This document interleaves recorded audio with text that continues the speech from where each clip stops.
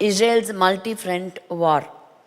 So யுத்தம் முடிஞ்சுதா அப்படின்னு கேட்டால் இன்னும் யுத்தம் ஒரு முடிவுக்கு வரல. நாளுக்கு நாள் ஒரு பதட்டமான ஒரு சூழ்நிலை உருவாயிருக்கிறத நம்ம பார்க்குறோம்.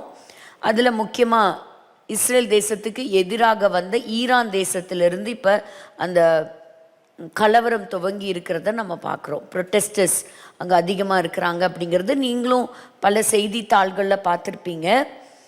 ஸோ இன்றைக்கி நம்ம அதை குறித்து தான் நம்ம பார்க்க போகிறோம்.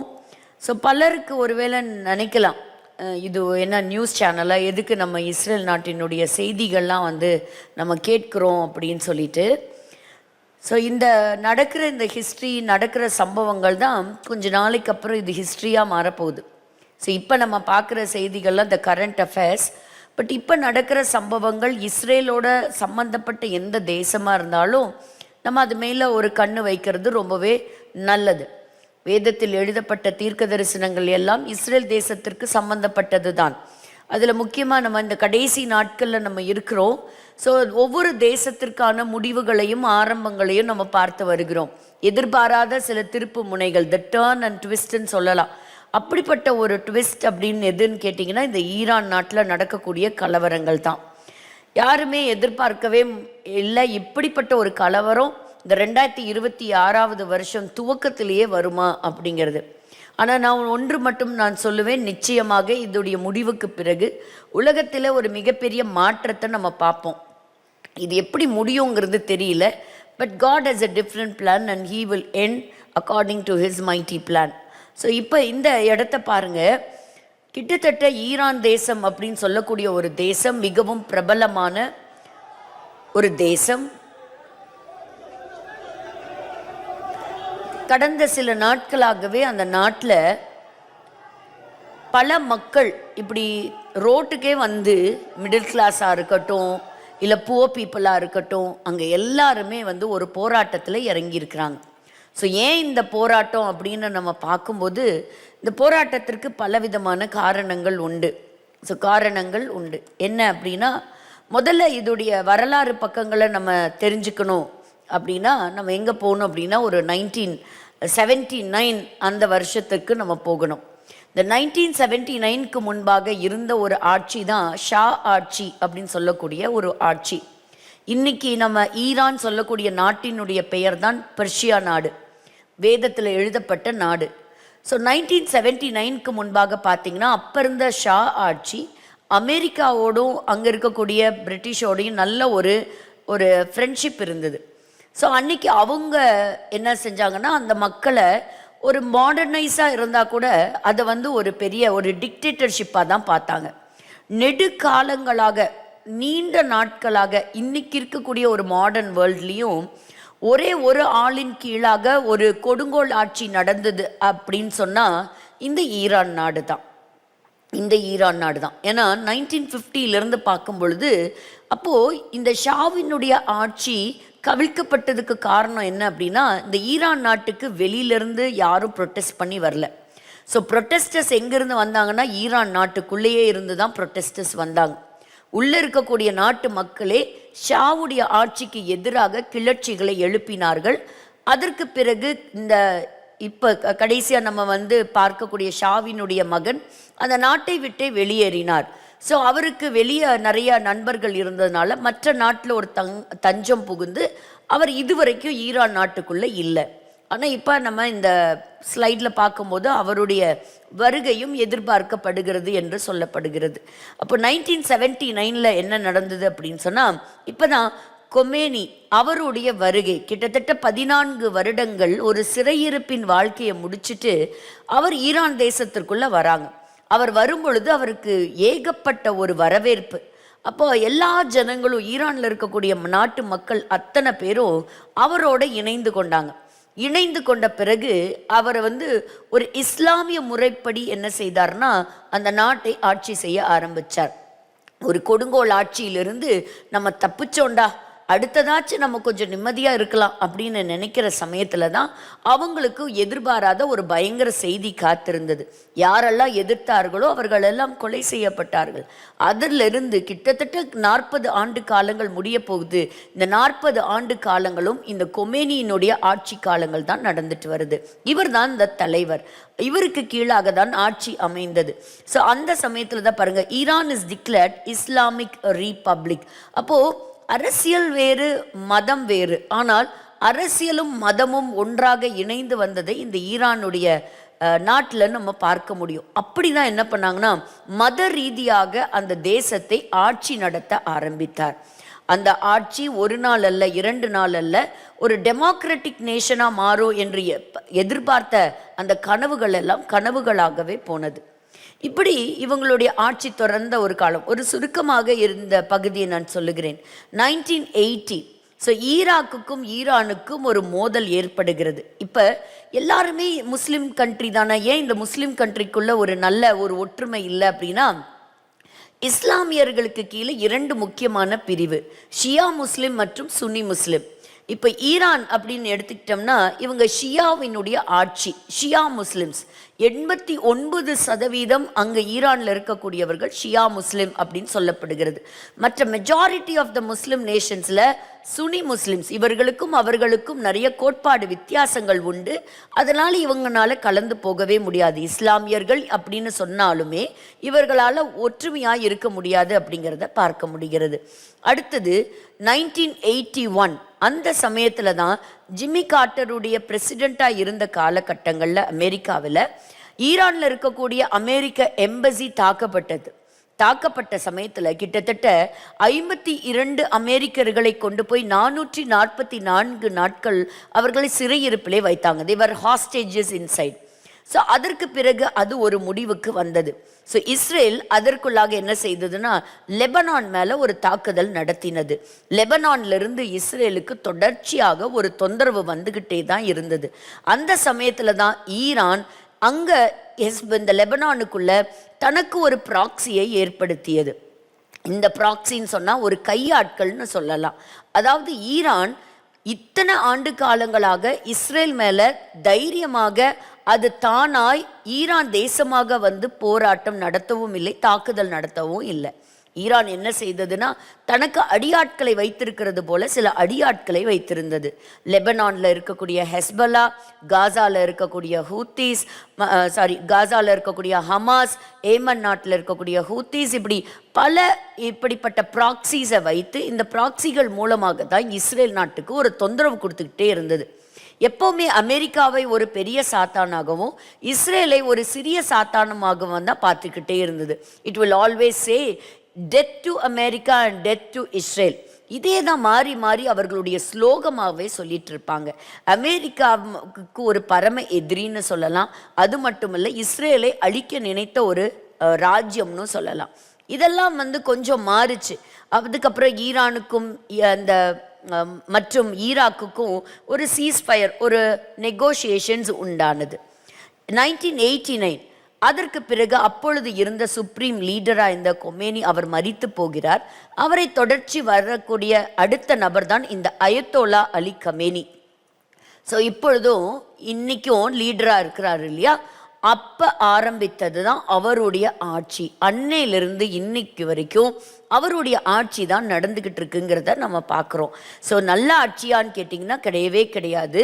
தனக்கு அப்படின்னு சொல்லி ஒரு அரசாங்கம் போல ஒன்றை அமைத்து கொண்டு IRGC, so Iranian revolutionary cops, அப்படிப்பட்ட ஒரு இராணுவத்தை தனக்கென்று ஏற்படுத்தி கொண்டு இந்த உலகத்திலே ஒரு பயங்கரமான ஒரு இயக்கமாக அமைத்து வருகிறார் இந்த அயத்தோலா அலி கமேனி அவர்கள். அப்போ பாருங்க, ஒரு இராணுவ அமைப்புன்னு சொல்றதை விட ஒரு மோசமான சக்தினே சொல்லலாம். ஸோ மோசமான சக்தி தன்னுடைய பாதுகாப்புக்காக, தன்னுடைய ஒரு செல்ஃபிஷ் டீட்ஸுக்காகவே ஒரு பெரிய ஒரு ட்ரூப்பை அவர் வைத்திருக்கிறார் அப்படின்னு சொல்லலாம். இன்னைக்கு இந்த பிரச்சனையெல்லாம் நடக்குது அப்படின்னு சொன்னீங்கன்னா, இந்த ஐஆர்ஜிசிக்கும் மற்றவர்களுக்கும் அங்கே இருக்கக்கூடிய போலீஸ் ஃபோர்ஸுக்கும் நிறையா பிரச்சனைகள் இருக்கிறத நீங்கள் தொடர்ச்சியாக கடந்த 2 வாரங்களாக நியூஸ் பேப்பரில் நீங்கள் படிச்சுட்டே வந்திருக்கலாம். சரி, 1990ல் ஒரு முக்கியமான சம்பவம், ஒரு மிகப்பெரிய எர்த்குவேக் நடந்தது. கிட்டத்தட்ட 50,000 வரை மக்கள் மரித்து போனார்கள் என்று சொல்லப்படுகிறது. அதற்கப்புறம் யுஎஸ் பிரசிடென்ட் புஷ் வரும்பொழுது தான் ஈரானை ஆக்சிஸ் ஆஃப் ஈவில், அதாவது ஒரு ஒரு தீய சக்தியாகவே ஈரானை அமெரிக்கா டிக்ளேர் பண்ணுச்சு. 2003ல் மறுபடியும் ஒரு மிகப்பெரிய எர்த்குவேக்கை சந்தித்தது ஈரான். அதற்கப்புறம் ஈரான் மேலே நிறைய சாங்ஷன்ஸை விதிச்சாங்க, அதாவது தடை செய்யப்பட்டது, சில வியாபாரத்திற்கு தடை வந்தது. ஆனால் ஈரான் நல்ல ஆயில் வளம் கொண்ட ஒரு நாடு, நிறைய ஆயில் இருக்குது அதுக்கிட்ட. ஆனால் இன்றைக்கும் பார்த்தீங்கன்னா ஆயிலை எல்லா தேசத்திற்கும் அவங்க சப்ளை பண்ண முடியாது. ஏன்னா அமெரிக்கா அதன் மீது பயங்கரமான தடை சட்டத்தை கொண்டு வந்தது. அது இன்னைக்கு பார்த்தீங்கன்னா ஒரு நண்பன் இல்லாத ஒரு தனித்து விடப்பட்ட நாடு இந்த உலகத்தில் அப்படின்னு சொன்னால் ஈரானுடைய பெயரை தைரியமாகவே சொல்லலாம். ஈரானுக்கு 2 முக்கிய நண்பர்கள் யாருன்னு கேட்டிங்கன்னா, ஒன்று ரஷ்யா, இன்னொன்று சைனா. ஸோ ஆயில் அப்படின்னு சொல்லும் பொழுது இத்தனை தடை மீறி ஈரான் கிட்டிருந்த ஆயில் வாங்கக்கூடிய ஒரே ஒரு நாடு எது அப்படின்னா சைனா தான்.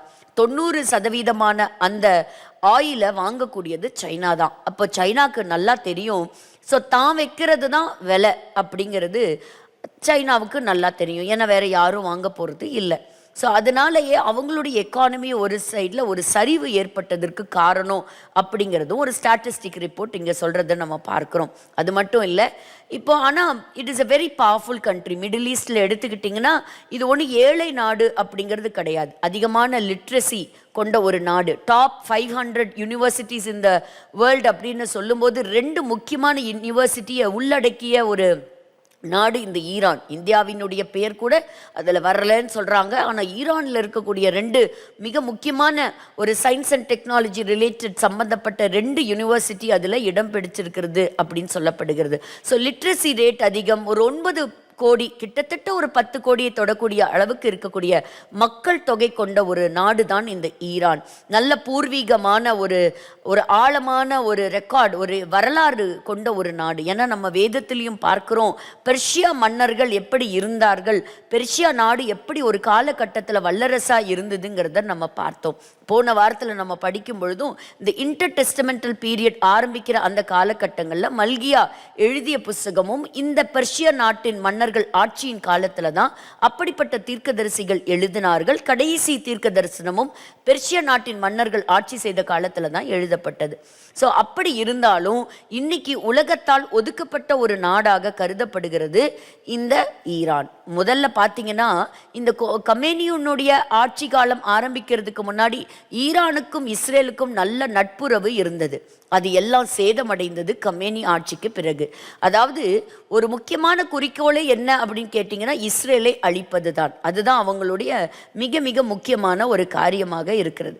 அப்போ அதுக்கப்புறம் பார்த்தீங்கன்னா இந்த நியூக்ளியர் வெப்பன்ஸ், அணு ஆயுத சோதனைகளை நடத்தி அந்த ஆயுதங்களை தயாரிப்பதற்கு சில தடைகள் வந்தது. ஏன்னு கேட்டிங்கன்னா சுற்றி இருக்கக்கூடிய மற்ற நாடுகளுக்கு அது ஒரு மிகப்பெரிய ஒரு அச்சுறுத்தலாக இருக்குது அப்படிங்கிறத நம்ம பார்க்குறோம். ஆனால் இன்னைக்கு இருக்கக்கூடிய ட்ரம்ப் அவர்களை பார்த்தீங்கன்னா மற்ற எல்லா யுஏஇயாக இருக்கட்டும், சவுதியாக இருக்கட்டும், அங்கெல்லாம் அவருக்கு ஒரு நல்ல நட்பு உறவு இருக்கிறது, ஒரு பர்சனலாகவே அவருக்கு. ஸோ இதெல்லாம் 2006 இருந்ததை பார்க்குறோம். 2011 ஈரானியன் ஆலை சீரியன் பிரசிடென்ட், அதாவது சீரியாவோடையும் நல்ல ஒரு உறவு இருந்தது ஆசாத் இருந்த வரைக்கும். இப்போ அவருடைய ராஜ்யம் கவிழ்க்கப்பட்ட பிறகு, சீரியாவில் புதுசாக ராஜ்யம் அமைக்கப்பட்ட பிறகு ஈரான் அங்கேயும் தன்னுடைய ஆதிக்கத்தை இழந்து போய் ஒரு நட்புறவை இழந்து போயிருக்கு. இப்போ அரெஸ்ட் ஆனாரே மர்தோ, அவர்கிட்ட இருந்தும் நல்ல ஆதரவு இருந்தது, இன்னைக்கு அதுவும் இல்லாமல் போயிடுச்சு. அப்படி சுற்றி சுற்றி பார்க்கும்போது பார்த்தா ஒரு நாடு எல்லா ஒரு கயிறுகளையும் அறுத்து இன்னைக்கு தனியாக நிற்கிறது போல நிற்கக்கூடியது இந்த ஒரு நாடு தான். ஸோ இப்படி ஏராளமான சில அப்ரைசிங் ஈவெண்ட்ஸ் எல்லாம் சீரியாவோடையும் இருந்தது. அதற்கப்புறம் சில இன்டர்நேஷ்னல் சாங்ஷன்ஸ் அது மேலே போட ஆரம்பித்தாங்க 2012. ஆனால் ஒபாமா அவர் ஆட்சி காலத்தில் வந்த பிறகு, அதாவது அமெரிக்காவினுடைய பிரசிடெண்ட்டாக ஒபாமா வந்த பிறகு சில சாங்ஷன்ஸ் எல்லாத்தையும் என்ன செஞ்சார்னா அதை லகுவாக்கி மறுபடியும் சில பெர்மிஷன்ஸ் கொடுத்து சில அக்ரிமெண்ட்டை சைன் பண்ணாங்க. ஸோ அந்த அக்ரிமெண்ட்ஸ் அவங்க சைன் பண்ண பிறகு ஆங்கூர் அக்ரிமெண்ட்ஸ் அதெல்லாம் போட்டாங்க. அதாவது ஈரானுக்கும் மற்ற வேர்ல்டு பவர்ஸுக்கும், அதில் அமெரிக்காவும் சேர்ந்தது, அதோடு கூட ஒரு நல்ல ஒரு அக்ரிமெண்ட் போட்டு நியூக்ளியர் வெப்பன்ஸ் தயாரிக்கிறதுக்கான அப்ரூவல் கிடைச்சிது, அவர்களுக்கான உரிமை கிடைச்சிது, அப்படியே இருந்தது. ஆனால் அதற்கு பிறகு வந்தது தான் மறுபடியும் ஆட்சி மாற்றம் வந்தது. பிரசிடென்ட் ட்ரம்ப், அதாவது எப்படி இவங்க ஆயுதங்கள்லாம் தயாரித்து ஒரு முற்று பெறும் இடத்துல கர்த்தர் ஒரு மிகப்பெரிய ஒரு மாற்றத்தை கொடுக்கறத பார்க்குறோம். ஏன்னு கேட்டிங்கன்னா, இவங்களுடைய ஆயுதங்கள் முழுமையாக அவர்கள் யார் பக்கமாக செலுத்தணும் அப்படின்னு பார்க்குறாங்கன்னா இஸ்ரேல் பக்கமாக தான். டெத் டு இஸ்ரேல், அதை தான் அவங்க திரும்ப திரும்ப சொல்கிறாங்க. ஸோ அந்த நியூக்ளியர் டீல், அந்த ஒப்பந்தம் எல்லாத்தையும் கேன்சல் பண்ணார் ட்ரம்ப் அவர்கள். அதற்கப்புறம் பார்த்தீங்கன்னா ஒவ்வொரு லீடராக கொலை செய்யப்பட்டார். அமெரிக்காவே இறங்கி சொலைமானி அப்படின்னு சொல்லக்கூடிய மிகப்பெரிய ஒரு ப்ராமினன்ட் லீடரை தாக்கி அவர்கள் கொலை செய்யப்பட்டார். அதற்கப்புறம் இஸ்ரேல் ஈரானுடைய எம்பசி, தமாஸ்குல இருக்கக்கூடிய எம்பசி மேலே ஒரு தாக்குதல் நடத்துது. அதற்கு பிறகு ஈரானியன் பிரசிடென்ட் இப்ராஹிம் ரைசி, இதெல்லாமே அக்டோபர் 7, 2023 அப்புறம் நடக்கக்கூடிய தொடர்ச்சியாக வந்த மாற்றங்களை நம்ம பார்க்குறோம். இப்ராஹிம் ரைசி ஒரு ஹெலிகாப்டரில் போயிட்டு இருக்கிறாரு. ரிட்டர்ன் வரும்போது பார்த்தா அவருடைய ஏர்கிராஃப்ட் எங்கே போச்சுன்னே தெரியல, மாயமாக மறைந்து போனது. ஏதோ ஒரு மலையில் மோதி அவர் மரித்து போனார் அப்படின்னு வரக்கூடிய செய்தி வருது. அதற்கப்புறம் பார்த்தீங்கன்னா ஹமாஸுடைய சீஃப் இஸ்மாயில் ஹனியே, ஸோ இவரை கரெக்டாக பார்த்து குறி வைத்து அவர் தங்கி இருந்த ஒரு அப்பார்ட்மெண்ட்டில் அவருடைய அறையை மாத்திரம் அவங்க கண்காணித்து தாக்குதல் நடத்தி அவர் கொலை செய்யப்படுகிறார். சீஃப் இஸ்மாயில் ஹனியே. ஏதோ இதெல்லாம் ஒரு ஸ்டோரி புக்கில் வர்ற மாதிரி இருக்குது. சில கதாபாத்திரங்கள் எல்லாம் கொலை செய்கிறதும், அதுக்கப்புறம் அந்த நாட்டில் ஒரு பெரிய கலவரம் வர்றதும், ஒரு மாற்றம் வர்றதும். ஆனால் இன்னைக்கு நான் சொல்ல போகிறது என்ன அப்படின்னா, இப்படி தொடர்ச்சியாக பல சீன்ஸ் போனாலும் இன்னைக்கு இருக்கக்கூடிய மிகப்பெரிய ஒரு வீழ்ச்சிக்கும் இப்படிப்பட்ட ஒரு ப்ரொட்டஸ்ட்டுக்கும் முக்கியமான காரணம் என்ன அப்படின்னா, இந்த இஸ்ரேல் நடத்திய பதில் தாக்குதல் தான். ஸோ பதில் தாக்குதான், அதாவது ஏப்ரல் மாதம் இந்த ஈரான் டைரக்டாகவே பல நூற்றுக்கணக்கான வான்வெளி தாக்குதலை நடத்தினாங்க இஸ்ரேல் மேலே. அதற்குரிய பதில் தாக்குதலை தான் ஜூன் மாதம் 13 இஸ்ரேல் நடத்தினது. இஸ்ரேல் அமெரிக்காவுடைய சப்போர்ட்டோட நடத்தும் போது அதில் இருக்கக்கூடிய முக்கியமான சயின்டிஸ்டாக இருக்கட்டும், முக்கியமான டாப் மிலிட்ரி அஃபீஷியல்ஸாக இருக்கட்டும், அவங்க எல்லாத்தையும் எலிமினேட் பண்ணாங்க. அவங்க எங்கெங்கெல்லாம் அணு ஆயுதங்கள்லாம் சோதனைகளை செய்து எங்கெங்கெல்லாம் தயாரிச்சுக்கிட்டு இருந்தாங்களோ அந்த இடத்துல எல்லாம் குறிவைத்து அவர்கள் தாக்குதல் நடத்தினாங்க. அதற்கப்புறம் இந்த நியூக்ளியர் வெப்பனுடைய அந்த ப்ராசஸ் தற்காலிகமாக நிறுத்தப்பட்டது. ஆனால் மறுபடியுமாக அது தொடர்ச்சியாக செய்யப்படுது. அடிக்கடி இந்த ஈரான் என்ன செய்யும்னா, தாங்கிட்ட இருக்கக்கூடிய மிலிட்ரி பவரை காமிக்கிறதுக்காக நிறைய வீடியோஸ் எல்லாம் வெளியே விடுவாங்க.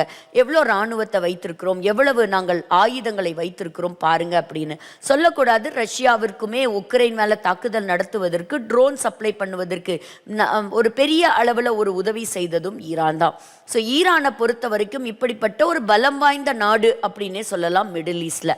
ஆனால் அப்படிப்பட்ட ஒரு நாடு நம்முடைய கண்களுக்கு முன்பாகவே ஒரு சரிந்து விழுந்து கொண்டு இருக்கிறது அப்படின்னு சொல்லி பார்க்கலாம். அது மட்டும் இல்லைங்க, அங்கே நடக்கக்கூடிய ஒரு காரியங்கள் தான் உலகத்தையே ஒரு பயங்கரமான ஒரு ஆச்சரியத்துக்குள்ளே நடத்தியிருக்குது. என்னன்னு கேட்டிங்கன்னா, கிட்டத்தட்ட 100 நாட்களுக்கு மேலாக அங்கே இன்டர்நெட் கனெக்ஷன் கிடையாது, சரியான எலக்ட்ரிசிட்டி கிடையாது, தண்ணீர் பஞ்சம், படித்த வாலிபர்களுக்கு அங்கே வேலை வாய்ப்பு இல்லை. ஏன்னா எல்லா பக்கம் இவங்க மேலே சாங்ஷன்ஸ் இருக்குது. ஸோ படித்தவர்களுக்கு அங்கே சரியான வேலை இல்லை, எக்கானமி பயங்கர டவுனு, இன்ஃப்ளேஷன் ரேட் பார்த்திங்கன்னா 50%. அப்போ இந்த அளவுக்கு இருக்கும்போது இன்னைக்கு கடையில் இருக்கக்கூடிய பொருளை கூட விற்க மாட்டேங்கிறாங்களாம். ஏன் விற்கலை அப்படின்னா, $1 வாங்கணும் அப்படின்னா கிட்டத்தட்ட 14 லட்சம் ரூபாய் ஈரானுடைய மதிப்பில் கொடுத்தாதான் $1, $1 யூஎஸோட தான் வாங்க முடியும். அப்படி இருக்கும்போது நாளுக்கு நாள் இந்த பணவீக்கம், இந்த பண மாற்றம் நடந்துகிட்டே இருக்கிறதுனால வியாபாரிகள் என்ன நினைக்கிறாங்கன்னா, இன்னைக்கு விற்கிறத விட நாளைக்கு நான் விற்றனா எனக்கு என்ன கிடைக்கும், எனக்கு அதிகமான லாபம் கிடைக்கும், இன்னைக்கு நான் விற்றாலும் அது எனக்கு நஷ்டம்தான். அப்படிங்கிறதுனால இன்னைக்கு முதல்ல போராட்டத்துக்கு வந்திருக்கிறவங்க இப்படிப்பட்ட வியாபாரிகள் இன்னைக்கு வந்திருக்கிறாங்க, வேலை இல்லாதவர்கள் வந்திருக்கிறாங்க, மதத்தின் பெயரால் ஒடுக்கப்பட்ட ஜனங்கள் இன்னைக்கு ரோட்டுக்கு வந்திருக்கிறாங்க. தண்ணீர் இல்லை, பேசிக் அடிப்படை அவங்களுக்கு தேவையான அந்த எந்த ஒரு உதவிகளும் இல்லாததுனால இன்னைக்கு ஜனங்க தங்களுடைய விடுதலைக்காக, அவங்களுடைய டிக்னிஃபைட் ஒரு லைஃபுக்காக இன்னைக்கு போராடுறதுக்கு ரோட்டுக்கு வந்திருக்கிறாங்க. ஓரளவுக்கு மிடில் கிளாஸ்ல இருந்த குடும்பங்கள் கூட இன்னைக்கு ஒரு சராசரியாக குடும்பத்தை நடத்தலாம் அப்படின்னு நினச்ச குடும்பங்களா கூட இன்னைக்கு குடும்பத்தை நடத்த முடியாத ஒரு சூழ்நிலைக்கு தள்ளப்பட்டிருக்கிறாங்க ஈரான் நாட்டில். அதாவது இன்னைக்கு அதிகாரப்பூர்வமாக சொல்லப்படுகிறது கிட்டத்தட்ட 3000 பேர் கொலை செய்யப்பட்டிருக்கிறார்கள் அப்படின்னு சொல்லிட்டு. இட் இஸ் நாட் அ வார். அந்த நாட்டுக்குள்ளேயே சில குழப்பங்கள் நடந்திருக்குது. ஆனால் சில ஆதாரப்பூர்வமான ஆதாரம், வெளியில் இருக்கக்கூடிய ஆதாரத்தின் வழியாக பார்க்கும் பொழுது அதாவது 48 hours 2 நாட்களிலே 12,000 பேர் கொலை செய்யப்பட்டிருக்கிறாங்க. 12,000 people. இப்போ அந்த வீடியோவை தான் நம்ம பார்க்க போகிறோம். நம்ம ஆண்டவருக்கு நன்றி சொல்லணும், நம்மளை ஆண்டவர் ஒரு பாதுகாப்பான இடத்தில் வைத்திருக்கிறார்.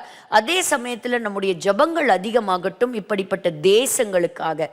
ஆனால் ஒரு கிறிஸ்தவ போதகர் பேசும் பொழுது நான் அவருடைய இன்டர்வியூ நான் கேட்டது என்னன்னா, 12,000 அல்ல, கிட்டத்தட்ட 20,000 பேர் மட்டுமே இங்கே கொலை செய்யப்பட்டிருப்பார்கள். இந்த கிராக்டவுன் வெளியே வராதபடிக்கு எல்லா ஊடகங்களும் இங்கே தடை செய்யப்பட்டிருக்குது.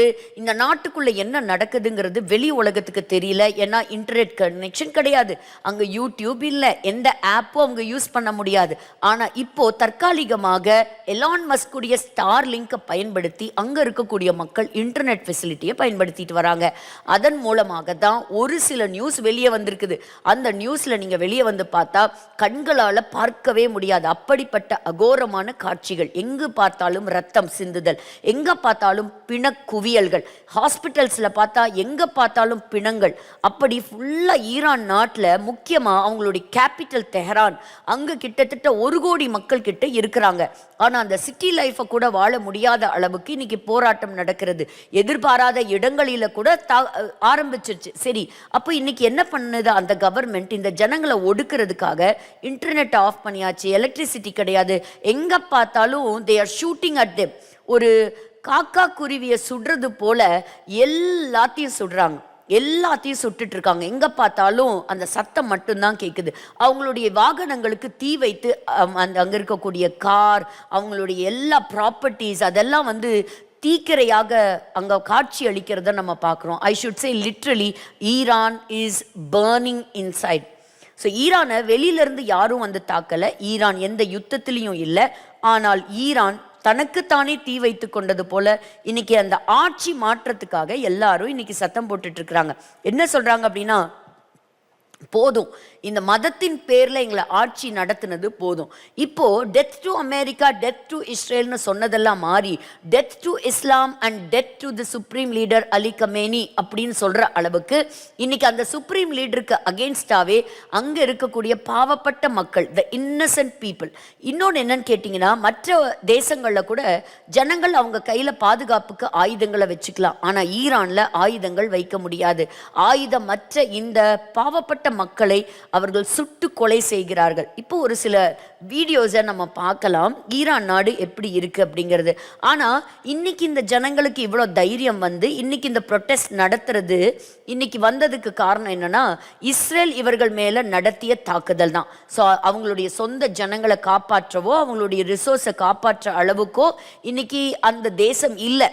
இன்னைக்கும் பாருங்க, இன்னைக்கு அந்த தேசம் எங்கெங்கெல்லாம் தன்னுடைய ப்ராக்சி வச்சிருந்ததோ, ஹெஸ்போலா, ஹமாஸ், ஹூத்தீஸ், அது மட்டும் இல்லை, எண்ணில் அடங்காத ஏகப்பட்ட இஸ்லாமிக் ஜிஹாதிஸ்ட், நிறைய சின்ன சின்ன டெரரிஸ்ட் குரூப் இன்னைக்கு எல்லாருமே முடக்கப்பட்டு செயல் இழந்து இவங்களுக்கு உதவியே செய்ய முடியாத அளவுக்கு மறைந்தே போனாங்க. எப்படி அல் கொய்தா, ISIS தீவிரவாதிகளுடைய எல்லா எண்ணிக்கைகளும் கட்டுப்பாட்டுக்குள் கொண்டு வரப்பட்டதோ அதுபோல இன்னைக்கு ஈரான் இந்த எல்லா ஆக்சிஸ் ஆஃப் ரெசிஸ்டன்ஸ் சொல்லக்கூடிய எல்லாத்துக்கும் தலையாக, ஒரு பாம்பினுடைய தலையாக செயல்பட்ட ஈரானுக்கு இன்னைக்கு உதவி செய்வதற்கு எந்த ஒரு பயங்கரவாத இயக்கங்களும் உயிரோடு இல்லை அப்படின்னு தான் சொல்லணும்.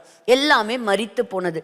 ஒரே ஒரு காரணம் நான் சொல்வேன், தேவனால் தெரிந்து கொள்ளப்பட்ட இஸ்ரேல் தேசத்திற்கு விரோதமாக எழும்பினது ஈரான். அக்டோபர் 7ஆம் தேதி நடந்த பயங்கர தாக்குதலை கொண்டாடினது ஈரான். அங்கே இருக்கக்கூடிய டாப் அஃபீஷியல்ஸ், ஜெனரல்ஸ் இங்கே நடந்ததை அவர்கள் டிவியில் வழியாக காட்சிகளாக பார்த்து ரொம்ப சந்தோஷப்பட்டு ரொம்ப ஜாய்ஃபுல்லாக அதை செலிப்ரேட் பண்ணாங்க. But you just see what is happening inside Iran. So அங்கே இருக்கக்கூடிய மக்களினுடைய விடுதலைக்காக இன்னைக்கு கண்டிப்பாக ஒரு ஆட்சி மாற்றம் நிச்சயமாய் வரும். ஸோ ஈரானுடைய நாள் எப்படி முடியும் அப்படிங்கிறது தெரியலை. பாருங்கள், எல்லா இடத்துலையும் ஏராளமான ஒரு ப்ரொட்டஸ்டர்ஸை இங்கே நம்ம ஈரானில் பார்க்குறோம். பல இடங்கள்லேருந்து அவர்கள் ப்ரொட்டஸ்ட் பண்ணுறது, கூட்டம் கூட்டமாக மக்கள் வர ஆரம்பிச்சிருக்கிறாங்க. ஸோ எல்லா இடத்துலையும் இஸ்லாமிக் ரெஜிம்க்கு அகெயின்ஸ்டாக மாஸ்க் தீப்பற்றி எரிகிறது, உயரமான பில்டிங்கு, ஒரு ரேடியோ ஸ்டேஷன்ஸ் பாருங்கள். இதெல்லாம் இந்த கடந்த 8ஆம் தேதி 9ஆம் தேதி எல்லாம் பார்த்தீங்கன்னா மஷ்ஹாத் இந்த பிளேஸில் எல்லாம் பாருங்கள், போலீஸ் ஸ்டேஷன்ஸ் எல்லாமே தீ வைத்து எரிக்கப்பட்டு வருகிறது. So they say death to the dictator. ஒரு நாள் இல்லை, 2 நாள் இல்லைங்க. ஒருவேளை நம்ம அப்படிப்பட்ட ஒரு நாட்டில் இருந்தால் என்ன பண்ணுவோன்னு யோசித்து பார்க்கலாம். ஸோ கிட்டத்தட்ட ஒரு 40 இயர்ஸாக ஒரு டிக்டேட்டருக்கு கீழே மக்கள் இருந்திருக்கிறாங்க. ஆனால் இவங்களை ஒடுக்க நினைத்தா இந்த மூமெண்ட்டு முடிஞ்சிரும்னு நினச்சா இது நாளுக்கு நாள் அதிகரிக்க தான் ஆரம்பிச்சிருக்கு. யாரும் உயிருக்கு கூட பயப்படல, எல்லாருமே தைரியமாக ரோட்டுக்கு வர ஆரம்பிச்சிட்டாங்க. ஸோ முக்கியமான சில பிளேசஸை மென்ஷன் பண்ணியிருக்கிறாங்க. Every place is burning. So இந்த வார செய்தியே பார்த்தீங்கன்னா ஈரானுடைய ஃப்ளாகை எடுத்துட்டு ஷா ஆட்சி காலத்தில் இருந்த ஃப்ளாகை இன்னைக்கு மறுபடியுமாக கொண்டு வர ஆரம்பிச்சிருக்கிறாங்க. பாருங்க, சுலைமானியோடைய banners, everything is set on fire. So டோட்டலாக it is out of control. பாருங்க எவ்வளவு மக்கள் ரோட்டுக்கு வந்திருக்கிறாங்கிறத பாருங்க. ஒரு நாடே ஒரு தீல இருக்கு அப்படிங்கிறத பார்க்கலாம். இட்ஸ் ஃபுல் ஆஃப் வீடியோஸ் தான். ஸோ தெஹரான் எல்லாம் பார்த்தீங்கன்னா டோட்டலாக எலக்ட்ரிசிட்டி கிடையாது, வெளி உலகத்தை அவங்க காண்டாக்ட் பண்ண முடியாது. பார்த்தீங்கன்னா ஷூட்டிங் ஆர்டர்ஸ் தான் கொடுக்கப்பட்டிருக்குது. இரவு பகலாக ஜனங்க நடக்கிறாங்க, தண்ணீர் இல்லை, உணவு பற்றாக்குறை. ஸோ வாகனங்கள் தீ வைத்து எரிக்கப்பட்டு வருகிறது. ஸோ சொந்த ஜனங்களையே அவங்க கொலை செய்கிறத பார்க்குறாங்க. This is Isfahan. ஸோ இது பாருங்கள், ஹாஸ்பிட்டல் இருக்கக்கூடிய பிணக்குவியல்கள் ஏதோ ஒரு படக்காட்சியில் கற்பனையில் வரக்கூடிய படங்கள் அல்ல, நிஜத்தில் தங்களுடைய உரிமைக்காக போராடி மரித்தவர்கள். அதான் அந்த வேர்ல்ட் இஸ் குவைட். ஈரான் இவ்வளவு செய்யும் பொழுது மற்ற இஸ்லாமிய நாடுகள் ஒன்றுமே செய்யலை. ஆனால் இஸ்ரேல் தன்னை பாதுகாப்பதற்கு அது எடுத்துக்கொண்ட முயற்சி அப்போ இட்ஸ் ஜெனோசைட் அப்படின்னு சொன்னாங்க. இன்னைக்கு அவங்க மக்களையே தான் கொலை செய்கிறாங்க. So Iranians are being slaughtered by the Islamist regime inside.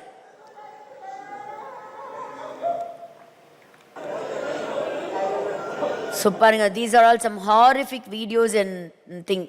நிறைய பேர் வெளியிலேருந்து அவங்களுக்கு சில இன்ஃபர்மேஷன்ஸை கொடுக்குறாங்க. ஸோ இந்த இடத்துக்கு நீங்கள் போங்க, அந்த இடத்துக்கு நீங்கள் வாங்க, இதெல்லாம் அந்த ஒரு ஃபாரன்சிக் மெடிக்கல் சென்டருக்கு நீங்கள் போங்க. ஸோ இது no internet for more then 100 hours. So மற்ற இடங்கள்ல இருந்தும் சில சப்போர்ட் எடுக்கிறத நம்ம பார்க்குறோம். ஸோ ஆனாலும் இதுக்கு நடுவில் என்ன சொல்கிறாங்கன்னா, இந்த 12 நாளுடைய யுத்தம் தொடர்ச்சியாக நடக்குது. இப்படிப்பட்ட ஒரு கலவரம் எங்கள் நாட்டுக்குள்ளே வந்ததுக்கு காரணம் அமெரிக்காவும் இஸ்ரேலும் தான். அதனால நாங்கள் அமெரிக்கா மேலேயும் இஸ்ரேல் மேலேயும் நாங்கள் தாக்குதல் நடத்துவோம், எப்போ வேணால் யுத்தம் ஆரம்பிக்கலாம் அப்படிங்கிற ஒரு அச்சுறுத்தலின் ஒரு செய்தியும் இருக்குது. ஸோ இஸ்ரேல் பற்றி கேட்டிங்கன்னா, இஸ்ரேலும் இஸ் கெட்டிங் ரெடி. ஒருவேளை ஈரானுடைய தாக்குதல் வரலாம். பாருங்க எப்படி ஷூட் பண்ணுறாங்க பாருங்க எல்லா இடங்கள்லையும். ஸோ ஜனவரி 31ஆம் தேதிக்குள்ளே இன்னொரு யுத்தம் வரலாம் அப்படின்னும் ஒரு சொல்லப்படுகிறது. அதனால் எல்லா மற்ற நாடுகள் ஈரானில் இருக்கிறவங்க உடனே நாட்டை விட்டு வெளியேறுங்க. ஸோ ஒரு சின்ன பொண்ணு பாருங்கள், பெஞ்சமின் நெத்தன்யாஹுக்கு ஒரு அட்ரஸ் பண்ணுறா. அதாவது இன்றைக்கி எங்கள் நாட்டுக்குள்ளே ஒரு கலவரம், எங்களுக்கு ஹெல்ப் பண்ணுறதுக்கு நீங்கள் வாங்க அப்படின்னு இஸ்ரேல் நாட்டினுடைய பிரைம் மினிஸ்டர், வேறு யாரும் இல்லை, இஸ்ரேல் நாட்டின் பிரைம் மினிஸ்டர் பெஞ்சமின் நெத்தன்யாஹு மேலே அதிக ஒரு மதிப்பு உண்டு ஈரான் மக்களுக்கும். We need your help, so please come and help is for a change of government. அதை எல்லாருமே கேட்குறாங்க. உங்களுடைய ஜெபங்களிலுமே இதற்காக நீங்கள் தொடர்ந்து நீங்கள் ஜெபித்து கொள்ளுங்க. ஸோ இவர் தான் ரேசா பஹலவி. இவர் தான் ஷா உடைய மன்னர் ஆட்சி கீழே இருந்த கடைசி மன்னர். ஸோ இந்த ஒரு ஷா ஆட்சி தப்பித்து வேறு நாட்டுக்கு போனாங்கன்னு சொன்னேன் இல்லையா 1979. அதில் இருக்கக்கூடிய கடைசி ஒரே ஒரு நபர் இவர் தான். இவர் வந்து சிறையிருப்பு போல இப்போ எக்ஸைல் இருக்கிறார்.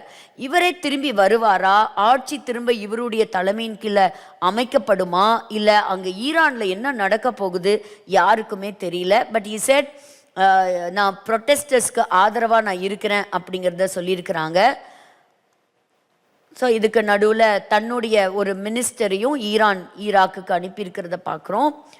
ஸோ நாடு முழுவதும் ஈரான் தேசத்தை நீங்கள் பார்த்தீங்கன்னா இத்தனை இடத்துல கலவரங்கள் நடந்துட்டு வருது. ஸோ நிறைய இடங்கள் கம்ப்ளீட்டாக வந்து கலவரத்தில் இருக்குது. ஸோ ட்ரம்ப் அவர்களும் என்ன சொல்கிறாருன்னா, இப்போ இருக்கக்கூடிய நிலைமை ரொம்பவே மோசமாக இருக்குது ஈரானில். பட் நாங்கள் ரொம்ப க்ளோஸாக நாங்கள் வாட்ச் பண்ணிகிட்ருக்குறோம்.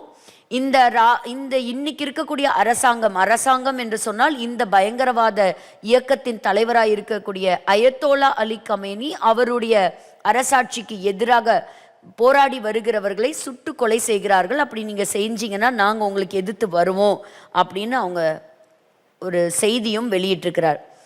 ஸோ இந்த ஆண்டு ஒருவேளை அயத்தோலா அலி கமேனியுடைய ஆட்சி முடிவுக்கு வரலாம். ஆனால் தெரிஞ்சு இனி எத்தனை நாளைக்கு இவரை விட்டு வைப்பாங்கன்னு தெரியலை. ஸோ பாருங்கள், இந்த அளவுக்கு இங்கே நீங்கள் படத்தில் பார்க்கக்கூடிய காட்சி உண்மையான ஒரு இது. அதாவது எல்லா ஜனங்களுமே இன்னைக்கு ரோட்டுக்கு வந்திருக்காங்க அப்படிங்கிறத பார்க்குறோம்.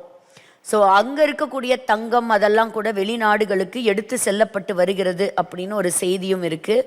ஸோ இது பாருங்கள், ரெண்டு ஐ விட்னஸ் என்ன சொல்கிறாங்க அப்படின்னா, I can confirm that the number of people killed last night in Tehran is very significant. பாருங்க, and confirmed it is very much higher. இந்த 12 நாட்கள் அதுதான், it is more than 12,000, it's almost 20,000 அப்படிங்கிறத சொல்கிறாங்க. ஆனால் இவர் தான் அலி கமேனி. ஸோ எல்லாருமே வந்து வீடியோ மூலமாக ஒருவேளை அவங்களுக்கு இன்டர்நெட் ஃபெசிலிட்டி ஸ்டார்லிங்க் மூலமாக கிடைக்கும் பொழுது உலகத்துக்கு இந்த செய்தியை கொடுத்துட்டே இருக்கிறாங்க, எங்களுக்காக ஏதாவது பண்ணுங்க அப்படின்னு சொல்லிட்டு. நம்ம இங்கே பேசிகிட்டு இருக்கிற இந்த நேரத்துலையும் ஈரானுடைய நிலைமை இதுதான். ஏதோ முடிஞ்சு போன கதையை நம்ம பேசலை, அங்கே நடந்துட்டு இருக்கிற ஒரு விஷயத்தை தான் நம்ம இங்கே பேசிகிட்டு இருக்கிறோம். ஸோ எல்லா இடத்துலையுமே ஈரானுடைய அந்த ஃப்ளாக் மாற்றப்பட்டு வருகிறது. So it is getting day by day intensified, அதிகரிக்கிறது அப்படிங்கிறத நம்ம பார்க்குறோம். It is getting escalated. So பெரிய பெரிய உயரமான கட்டிடங்கள்லாம் தீப்பிடிச்சு எரியறதை நம்ம பார்க்குறோம். ஸோ மற்ற நாடுகளும் பிரிட்டிஷ் ப்ரொட்டஸ்டர்ஸ் பிளாஸ்ட், மற்ற நாடுகள்லையுமே இப்படிப்பட்ட ப்ரொட்டஸ்டர்ஸ் வந்து அங்கே வந்து ஈரானுக்கு ஆதரவாக ப்ரொட்டஸ்ட் பண்ண ஆரம்பிச்சிருக்கிறாங்க. ஜெர்மனியாக இருக்கட்டும், கனடாவாக இருக்கட்டும், பல நாடுகளில். So to all who are sacrificing the help is on the way அப்படின்னு அமெரிக்க நாட்டினுடைய அதிபர் அவர் சொல்லுகிறார். உங்களுக்கு நாங்கள் எங்களுடைய ஆதரவை நாங்கள் தெரிவிக்கிறோம் அப்படின்னு சொல்லிட்டு. ஸோ இதெல்லாம் நம்ம இவ்வளோ நேரம் பேசினதை தான் நம்ம இங்கே பார்க்குறோம். ஸோ தைரியமாக பல லண்டனில் கூட ஈரானுடைய ஃப்ளாகை ஒரு தைரியமாக எடுத்து அதை மாற்றுறதை நம்ம பார்க்குறோம். ஸோ அக்ராஸ் த குளோப் இங்கெல்லாம் வந்து ஈரானுக்கு ஆதரவாக இருக்கிறார்களோ, பொதுமக்களுக்கு ஆதரவாக இருக்கிறார்களோ, so they say they will definitely make Iran great again.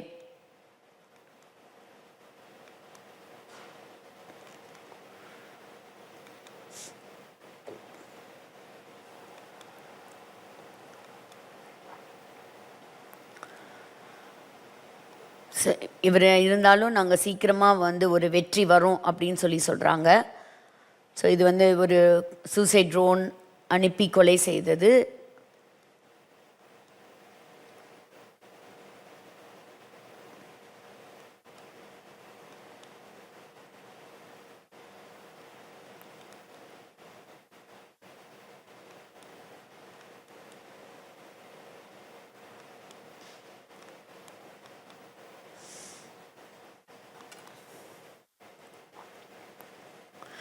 So கிட்டத்தட்ட 46 ஆண்டு காலங்களாக இருந்த ஒரு ஆட்சி ஒரு முடிவுக்கு வருது அப்படின்னு நம்ம சொல்லலாம்.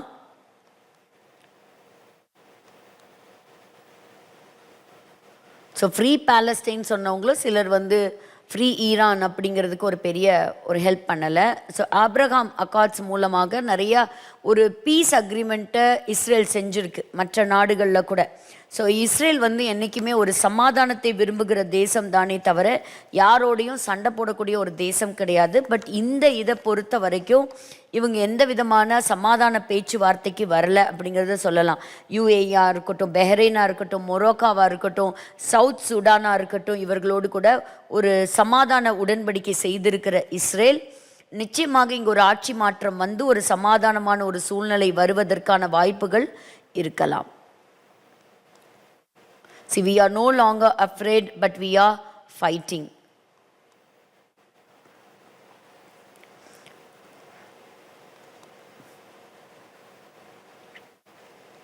ஸோ கம்பெனியினுடைய சொத்து மதிப்பெல்லாம் பார்க்கும்பொழுது $250 billion and 300 இதெல்லாம் சொல்கிறாங்க இட்ஸ் வேல்யூட். பட் இத்தனை நாள் அந்த ஈரான் மக்களினுடைய கடின உழைப்புக்கான அந்த பணமெல்லாம் எங்கே போச்சு அப்படின்னு கேட்டால், இதெல்லாம் வந்து தீவிரவாதிகளை அவங்க கம்ப்ளீட்டாக அவங்களுக்கு ஹெல்ப் பண்ணுறதுக்கே அவர் யூஸ் பண்ணிட்டார்.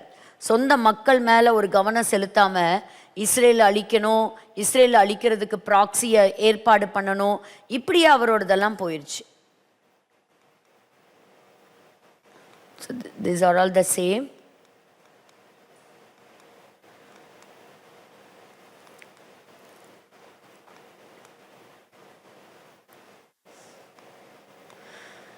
ஸோ ஈரான் வந்து எப்போ வேணாலும் இஸ்ரேல் மேலே ஒரு தாக்குதல் நடத்தலாம். இப்போ ட்ரம்ப் பாருங்கள், வெனிசுலாவுடைய பிரசிடெண்ட்டை எடுத்ததுக்கு பிறகு he promotes himself as a acting president of the country. So வெனிசுலாவுடைய ஆக்டிங் பிரசிடெண்ட் இப்போ ட்ரம்ப் தான் அப்படிங்கிற மாதிரி அவருடைய பிக்சர், அவருடைய படம் போட்டு சொல்லப்பட்டிருக்கிறது. என்னன்னு கேட்டிங்கன்னா, இன்றைக்கி ஒருத்தர் ரொம்ப அழகாக சொன்னார், இப்போ இருக்கிற சூழ்நிலையில் அமெரிக்கா தான் வந்து உலகத்தையே கண்ட்ரோல் பண்ணுற மாதிரி. அமெரிக்கா நினச்சா எந்த நாட்டுக்குள்ளேயும் தலையிடும். ஃபஸ்ட்டு வெனிசுலாக்குள்ளே தலையிட்டுச்சு, இனி அடுத்தது நாங்கள் கிரீன்லாண்ட் எடுக்க போகிறோங்கிறாங்க, அடுத்தது வந்து இப்போ ஈரான்குள்ளே நாங்கள் வரப்போகிறோம், எப்போ வேணால் வரலாம். பாருங்கள், கத்தாரில் இருக்கக்கூடிய அமெரிக்கனுடைய ஏர்பேஸ்லேருந்து நிறைய ஏர்கிராஃப்ட் புறப்பட்டு வந்திருக்கிறது அப்படின்னு சொல்லப்படுகிறது. ஒருவேளை யுத்தம் ஆரம்பிக்குமா அப்படிங்கிறது தெரியல. இந்த யுத்தங்கள்லாம் ஆரம்பித்தா நாளுக்கு நாள் நம்மளும் இவ்வளோ பெரிய கஷ்டம் சந்திக்கத்தான் வேணும். ஏன்னா இம்போர்ட் எக்ஸ்போர்ட் எல்லாமே பாதிக்கப்படும். திரும்பவும் நம்ம ஒரு இன்ஃப்ளேஷன் ரேட்டை வந்து நம்ம ஃபேஸ் பண்ண வேண்டியிருக்கும். It is not going to affect only one country, but it is going to affect across the globe. So எல்லாருக்காக நம்ம ஜெபிக்க வேண்டியது ரொம்ப அவசியம்.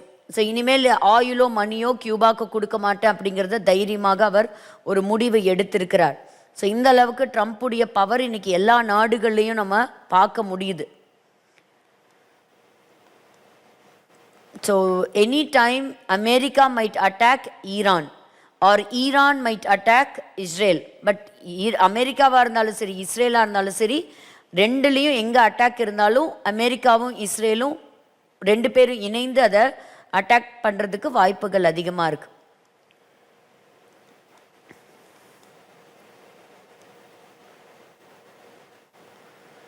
So President Trump has ordered the United States to withdraw from 66 international organizations. So இவங்களை கொலை செய்யப்பட்டிருக்கிறாங்க பாருங்க. Rennie நிக்கோலிக், she is 37, மினிசோட்டாங்கிற ஒரு இடத்துல அவர்கள் கொலை செய்யப்பட்டிருக்கிறாங்க. ஸோ இன்றைக்கி வந்து இடதுசாரி கட்சிகளுக்கும் வலதுசாரி கட்சிகளுக்கும் இருக்கக்கூடிய அந்த பிரச்சனையை நம்ம இன்றைக்கி பார்க்குறோம். இனி another few years இனி கவர்மெண்ட் எப்படி மாறும் அப்படிங்கிறது தெரியல, யாருடைய கண்ட்ரோலுக்கு வந்து உலகம் போகும் அப்படிங்கிறது தெரியல. மினியாபோலிஸில் நம்ம பார்க்குறோம். ஸோ அடுத்தடுத்து ஒவ்வொரு நாட்டுக்குள்ளேயும் இருக்கக்கூடிய பிரச்சனைகள் அதிகமாயிட்டு வரதே தான் பார்க்குறோம். ஸோ எல்லா நாடுமே ஏதோ ஒரு நாட்டின் மேலே தாக்குதல் நடத்துறதுக்கு அவங்கவுங்களுடைய ஆயுதங்களை தயார் நிலையில் வைக்கிறாங்க, ஆயுதங்களை வாங்குறாங்க. ஸோ இப்படி எல்லா இடங்களையும் ஆண்டவர் சொன்னார், கடைசி நாட்களில் ஜனத்துக்கு விரோதமாய் ஜனம், தேசத்துக்கு விரோதமாக தேசம் அவர்கள் எழும்புறத நம்ம பார்க்குறோம். சரி, இது இவர் சொல்லக்கூடியது ஒரு ரொம்ப அழகாக இவர் ஒரு வார்த்தை சொல்லியிருந்தார், மைக் ஹக்கபி. ஸோ இவர் வந்து சொன்னார், உன்னை ஆசீர்வதிக்கிறவர்களை நான் ஆசீர்வதிப்பேன் அப்படின்னு சொன்ன அந்த வார்த்தையின்படி நான் எப்போவுமே இஸ்ரேல் தேசத்தை நான் ஆசீர்வதிக்கிறேன். இன்றைக்கி நான் ஆசீர்வாதமாக இருப்பதற்கு அது ஒரு முக்கிய காரணம் அப்படின்னு சொல்கிறார். ஸோ அது ஒரு அழகான ஸ்டேட்மெண்ட், உண்மைதான். பாருங்க, இஸ்ரேல் தேசத்திற்கு எதிராக வந்த தேசங்களுடைய நிலைமையை இன்னைக்கு நம்முடைய கண்களில் பார்க்குறோம். நம்ம நினைக்கலாம், என்ன இப்படி ஒரு முட்டாள்தனமான ஒரு பேச்சா இருக்கே, அப்போ ஒரு நாட்டுக்கு எதிராக இப்படி வந்தால் இப்படி தான் இருக்குமா அப்படின்னா, அந்த தேசம் போன வாரம் நம்ம கற்றுக்கொண்டது போல it is a peculiar nation. அது கர்த்தரால் தெரிந்து கொள்ளப்பட்ட தேசம், அது கர்த்தருடைய ஜனம். உன்னை ஆசிர்வதிக்கிறவர்களை நான் ஆசிர்வதிப்பேன் அப்படின்னு அவர் சொல்லிட்டார். ஸோ ஆசிர்வதிக்கிறதையும் நம்ம பார்க்குறோம். ஸோ அதே போல் தாக்கப்பட்டு அந்த சொந்த தேசம் உள்ளேயே ஒரு கன்ஃபியூஷன், ஒரு அங்கே ஒரு கலவரம் உண்டாகி அந்த தேசம் உடைகிறதையும் நம்ம பார்க்குறோம். ஸோ இது பாருங்க, யூஎஸ் அம்பாசிடர் சொல்கிற, God will bless those who bless Israel and he will curse those who curse Israel. இதோடு கூட இந்த செய்திகளை நம்ம இதுதான் இப்போ இருக்கக்கூடிய ஒரு முக்கியமான செய்தி. மற்றபடி லெபனான் மேலே தாக்குதல் நடத்துகிறதோ, அங்கே இருக்கக்கூடிய சில டெரரிஸ்ட் அட்டாக் பண்ணி எலிமினேட் பண்ணுறதோ, இதெல்லாம் தொடர்ந்து நடந்துக்கிட்டே தான் இருக்குது. இஸ்ரேல் தன்னை தக்க வைத்து கொள்ள பாதுகாக்கிறதுக்கு என்னென்னலாம் முயற்சிகள் இருக்கோ அந்த முயற்சிகள்லாம் எடுத்துக்கிட்டே தான் இருக்காங்க. இன்னும் ஒரு ஹாஸ்டேஜுடைய டெட் பாடி அவங்களுக்கு இன்னும் வரணும். அதற்கான எல்லா காரியத்தையும் அவர்களும் முயற்சி எடுத்துகிட்டு வராங்க. ஸோ இதோடு கூட நம்ம நிறுத்துவோம். இது தொடர்ச்சியாக நம்ம பார்க்கலாம். இதெல்லாம் நம்ம பார்க்கும் பொழுது ஒரு காரியத்தை நம்ம நினைவில் வைத்து கொள்ள வேண்டியது மிக மிக அவசியம். என்ன அப்படின்னா, we are almost in the last days, we are in the end time. இந்த கடைசி காலத்தில் நாம் நிற்கிறோம் என்பதை ஜனங்கள் மறந்து போகவே கூடாது. So this is not just news paper reading. அதாவது பார்க்கிறவர்களுக்கு வேணால் இது ஏதோ ஒரு செய்தியாக இருக்கலாம். ஒரு நாட்டில் கலவரம் நடக்குது போல், அங்கே இருக்கிற மக்களெல்லாம் அந்த கவர்மெண்ட்டுக்கு எதிர்த்து சண்டை போடுறாங்க, அவங்களெல்லாம் ஷூட் பண்ணி கொள்கிறாங்க, இதுதான் செய்தி. இல்லைங்க, எப்போவுமே ஈரான் இல்லை மற்ற தேசங்களை இஸ்ரேலோட சம்மந்தப்படுத்தி பார்ப்பது நல்லது. ஸோ இப்போ ஒருவேளை இந்த நாட்டினுடைய கவர்மெண்ட் டாப்பிள் ஆச்சுன்னா, ஒருவேளை கவிழ்க்கப்பட்டுச்சுன்னா, அலி கமேனி போய் ஓடி ஒளிகிறதுக்கு கூட வேற நாடு கிடையாது. ஏன்னா இவர்களுக்கு நண்பர்கள் என்று சொல்லி நாடே கிடையாது. அதுக்கு அமெரிக்கா அலோ பண்ணுமானும் தெரியல. அமெரிக்கா இதுக்கு முன்னாடி நிறைய வாய்ப்புகளை கொடுத்துச்சு, ஆனால் அந்த வாய்ப்புகளை எல்லாம் பயன்படுத்திக்கவே இல்லை. ஸோ அப்படி இருக்கும் அந்த பட்சத்தில் ஒருவேளை இந்த கவர்மெண்ட் சரிந்து விழுந்தால் இனி அடுத்தது அங்கே என்ன நடக்கும் அப்படின்னு தெரியாது. ஆனால் நிச்சயமாக இஸ்ரேல் அப்படின்னு சொல்லக்கூடிய ஒரு நாடு மத்திய கிழக்கு பகுதியில் ஒரு வல்லரசான நாடாக தன்னை நிறுத்தி கொள்ளும், தக்க வைத்து கொள்ளும். So Israel will become a very prominent and a very strong nation in the middle east. So அந்த ஆசிய பகுதிகளில் இருக்கக்கூடிய ஒரு முக்கியமான இதுதான். ஏன்னா ஆண்டவர் சொன்னார், கடைசி நாட்களில் இஸ்ரேல் எழும்புறது மட்டும் இல்லை, அது சுகித்து இருக்கும் அப்படிங்கிறத சொல்கிறாங்க. பாருங்கள், இப்போ ஈரான் அடங்குச்சுன்னா ஈரான் தலைமையாக வைத்திருந்த எந்த ப்ராக்சியும் தைரியமாக வெளியே வராது. அப்படின்னா என்ன நடக்கும்? ஒரு தற்காலிகமான சமாதானம் தேசங்களுக்குள்ள வருவதற்கான வாய்ப்புகள் உண்டு. ஸோ அதே சமயத்தில் அப்படி ஒரு பீஸுக்குள்ளே கடந்து போனாங்கன்னா அடுத்தது இப்போ பாருங்க, இந்த இஸ்ரேல் நாடு என்ன சொல்லுதுன்னா, எங்களுக்கு இனியும் அமெரிக்கா கிட்ட இருந்து சப்போர்ட் எங்களுக்கு தொடர்ச்சியாக தேவைப்படும் நினைக்கல. ஏன்னா நாங்களே செல்ஃப் சஃபிஷியண்ட்டாக என்ன செஞ்சுருக்கிறோம், நிறைய ஆயுதங்களை நாங்கள் தயார் நிலையில் வச்சிருக்கிறோம். ஏன்னா ட்ரம்ப்புடைய ஆட்சி காலம் முடிஞ்சு வேற ஒருவர் ஆட்சிக்கு வந்தா என்ன நடக்கும்னு தெரியாது. யூரோப் நேஷன்ஸ் எல்லாம் ஒரு காலகட்டங்களில் கிறிஸ்தவ நாடுகளாக இருந்தது, ஆனால் இன்னைக்கு அதெல்லாம் இஸ்லாமிய நாடுகளாக மாறி போனது. ஈரான்ல ஒருவர் சொன்னாரு, ஒரு குழந்தை பிறந்தா கூட அங்க போய் உங்களுடைய இஷ்டத்துக்கு பேர் வைக்க முடியாதான்.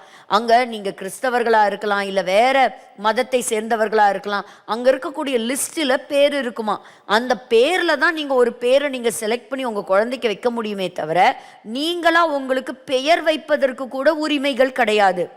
So I would say we are very slowly moving towards one world government, one world leaderக்கு கீழே. எப்படி இந்த கடைசி நாட்களில் ஒரு அந்தி கிறிஸ்துன்னு சொல்லக்கூடிய ஒரு தலைவன் எழும்பி முழு உலகத்தையும் தன்னுடைய ஆட்சி கட்டுப்பாட்டுக்குள் வைத்துக் கொள்வானோ, அப்படிப்பட்ட ஒரு நாட்களுக்கு நேராக உலகம் தேசங்கள் நகர்ந்து கொண்டு வருகிறதுன்னு பார்க்கலாம்.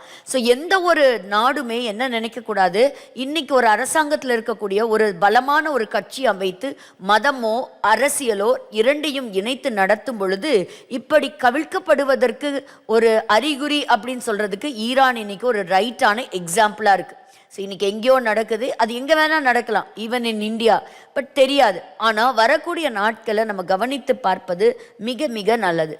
எப்போவுமே இந்த ஸ்கிரிப்சர் தன்னைத்தானே it will enlighten it self. ஒரு வசனத்தை நம்ம வாசிக்கலாம். யாத்ராகம புஸ்தகம் 25ஆம் அதிகாரம் 37வது வசனத்தை நம்ம வாசிக்கலாம். யாத்ராகமம் 37 25-37. அது இங்கிலீஷ்லயும் கொடுங்க அந்த வசனத்தை. எக்ஸோடஸ் 25:37. அதில் 7 அகல்களை செய்வாயாக, அதற்கு நேரெதிராய் எரியும்படிக்கு அவைகள் ஏற்றப்பட கடவது. இப்போ இந்த வசனத்துல எப்படின்னா, இந்த வெளிச்சம் எப்படி அது பிரகாசத்தை கொடுக்கும். இப்போ ஒரு விளக்க எரிய வைக்கும்போது தன்னை சுற்றி இருக்கிற இடத்துக்கு என்ன செய்யும்னா, அந்த ஒரு கேண்டில் பற்ற வைக்கும்போது அந்த வெளிச்சம் மற்றதுக்கு கொடுக்கும். பட் இந்த வசனம் என்ன சொல்கிறது அப்படின்னா, தனக்குத்தானே இங்கே இங்கிலீஷில் இந்த வேர்ஸ் இங்கே கொடுக்குறீங்களா display, exodus 25:37. Make 7 lamps and set them upon on it so that they light the space in front of it. அதாவது இன்னும் கூட ஒரு சில வேர்ஷன்ஸில் நீங்கள் படிக்கும்போது தனக்கு எதிராக, அதாவது தனக்கு தானே ஒரு வெளிச்சத்தை கொடுக்கக்கூடிய இடத்துல என்ன செய்யணுமா, ஒரு விளக்கை ஏற்றணுமா. அப்போ ஒரு வேத வசனங்களை நம்ம எடுக்கும்பொழுது பார்க்கும்போது நமக்கு ஒன்று நல்லா தெரிஞ்சுக்கணும். ஒரு காரியத்தை நம்ம ஞாபகத்தில் வைத்து கொள்ளணும். என்னன்னு கேட்டிங்கன்னா, நம்ம படிக்கக்கூடிய பரிசுத்த வேதாகமம் it is the spiritual book. ஆவிக்குரிய ஒரு புஸ்தகம், ஆவிக்குரிய புஸ்தகம். It is not just an history book. ஆனால் இந்த வேதத்தை எடுத்து படித்து பார்த்தீங்கன்னா, ராஜ்யங்கள், இஸ்ரவேல் ஜனங்களுடைய காலகட்டங்கள், அவங்களுடைய யுத்தங்கள், அவங்களுடைய வாழ்க்கை பயணங்கள், அவர்கள் எதிர்கொண்ட சாம்ராஜ்யங்கள் உருவாக்கப்படுவதும், சாம்ராஜ்யங்கள் வீழ்ச்சி அடைவதும், புது புது சாம்ராஜ்யங்கள் எழும்பி யுத்தத்திற்கு வருவதும், இது தாங்க இருக்கும் முழுக்க இந்த பழைய ஏற்பாடு. புதிய ஏற்பாடை எடுக்கும் பொழுதும் ஒரு புதிய அரசாங்கத்தை நீங்கள் மீட் பண்ணுவீங்க. ரோமன் கல்ச்சரை நீங்கள் மீட் பண்ணுவீங்க, கிரேக்க கலாச்சாரத்தை நீங்கள் மீட் பண்ணுவீங்க, அங்கே இருக்கக்கூடிய இதெல்லாம் மீட் பண்ணுவீங்க. So it's all combine together. So இந்த முழு உலகத்தின் ஒவ்வொரு ஒரு காலகட்டத்தையும் தேவன் அழகாக God is planned everything beautifully. So ஒவ்வொரு ராஜ்யத்தின் கர்த்தர் என்ன செஞ்சிருக்கிறாரு, அவர் அழகாக முன் குறித்திருக்கிறார். So it is a spiritual book. பாருங்க, யோவான் 6ஆம் அதிகாரம் 63வது வசனத்தை வாசிக்கலாம். யோவான் 6:63.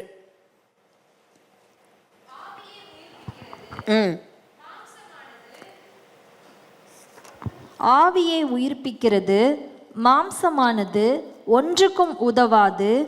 நான் உங்களுக்கு சொல்லுகிற வசனங்கள் ஆவியாயும் ஜீவனாயும் இருக்கிறது. அப்ப ஆண்டவர் இங்க சொல்லக்கூடிய ஒரு முக்கியமான வார்த்தை என்ன, நான் உங்களுக்கு சொல்லுகிற வசனங்கள். இப்ப வேதத்துல எழுதப்பட்ட வசனங்கள் ஒவ்வொன்றும் ஆவியாயும் ஜீவனுமாய் இருக்கிறது. So it is life. It doesn't contain life, but it is life. அது ஜீவனாய் இருக்கிறது. ஸோ ஆண்டவருடைய வார்த்தை ஜீவனாய் இருக்கிறது. அப்போ அது ஆவியாயும் ஜீவனுமாயும் இருக்கிறது. அப்போ இந்த வார்த்தைகளை நம்ம புரிஞ்சுக்கிறதுக்கு, இந்த பரிசுத்த வேதாகமத்தில் எழுதப்பட்ட இந்த வசனங்களை நம்ம தியானித்து இந்த வசனங்களுக்குள்ள மறைந்திருக்கக்கூடிய மறைபொருளை நம்ம புரிஞ்சுக்கிறதுக்கு ஆண்டவர் நமக்கு அப்படிப்பட்ட ஒரு ஆவிக்குரிய கண்களையும் ஆவிக்குரிய புரிதலையும் நமக்கு தரணும். மற்றவங்களுக்கு இது பார்க்கும் பொழுது உலக செய்தியாக இருக்கலாம், ஆனால் எனக்கு அப்படி கிடையாது. நான் இதை படிக்கும் பொழுது ஆண்டவர் வைத்திருக்கிற கடைசி காலத்தின் திட்டம் என்ன, அந்த திட்டத்திற்கும் இப்பொழுது நடக்கக்கூடிய சம்பவத்திற்கும் என்ன தொடர்பு இருக்கிறது, இதன் மூலமாக ஆண்டவருடைய இந்த தீர்க்க தரிசன வசனங்கள் என்ன நிறைவேறுகிறது. இயேசு கிறிஸ்துவினுடைய அந்த காஸ்பல்ஸை நம்ம படிக்கும்போது தீர்க்கதரிசிகளினால் உரைக்கப்பட்டது நிறைவேறும்படி இது நடந்துச்சு, தீர்க்கதரிசிகள் சொன்னது நிறைவேறும்படி இது நடைமுறைக்கு வந்தது அப்படின்னு சொல்லும்போது, ஏற்கனவே தீர்க்கதரிசிகளினாலே சொல்லப்பட்ட காரியங்கள் நீங்களும் நானும் வாழ்ந்து கொண்டிருக்கக்கூடிய நாட்கள்ல நிறைவேறி கொண்டிருக்கிறது. அதை பார்க்க பலர் நம்ம தவறி போகிறோம் அப்படிங்கிறது ஒரு மிகப்பெரிய ஒரு வருத்தத்துக்குரிய செய்தி தான். அடுத்ததாக பார்க்கும் பொழுது நமக்கு என்ன வேணும் அப்படின்னா, ஒரு ஸ்பிரிச்சுவல் மைண்ட் வேணும். 1 கொரிந்தியர் 2ஆம் அதிகாரம் 14வது வசனம். 1 கொரிந்தியர் 2ஆம் அதிகாரம் 14வது வசனம். சுபாவமான மனுஷனோ தேவனுடைய ஆவிக்குரியவைகளை ஏற்றுக்கொள்ளான். தேவனுடைய ஆவிக்குரியவைகளை அவன் ஏற்றுக்கொள்ளான். அவைகள் அவனுக்கு பைத்தியமாக தோன்றும். அவைகள் அவனுக்கு பைத்தியமா தோணுமா? நான் சொல்றது, அதாவது இந்த வேதத்தில் உள்ள காரியங்களை புரியாதவனுக்கு எப்படி இருக்கும்? அது அவனுக்கு பைத்தியமாக தோன்றும். So we should ask God for give us the spiritual mind, because we have a spiritual teacher, Holy Spirit.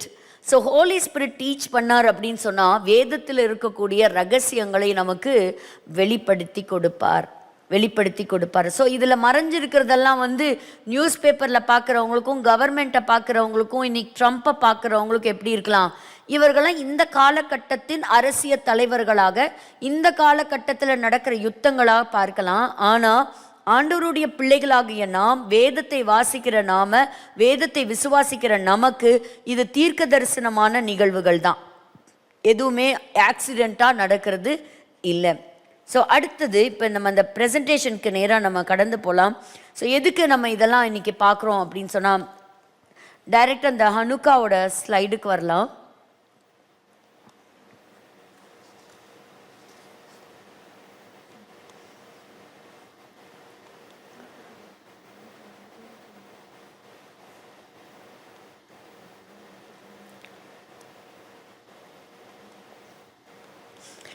So இதெல்லாம் நம்ம எங்கே ஸ்டார்ட் பண்ணோம் அப்படின்னா, ஹனுக்கா அப்படின்னு சொல்லக்கூடிய ஒரு ஃபெஸ்டிவல்லேருந்து ஆரம்பித்தோம்.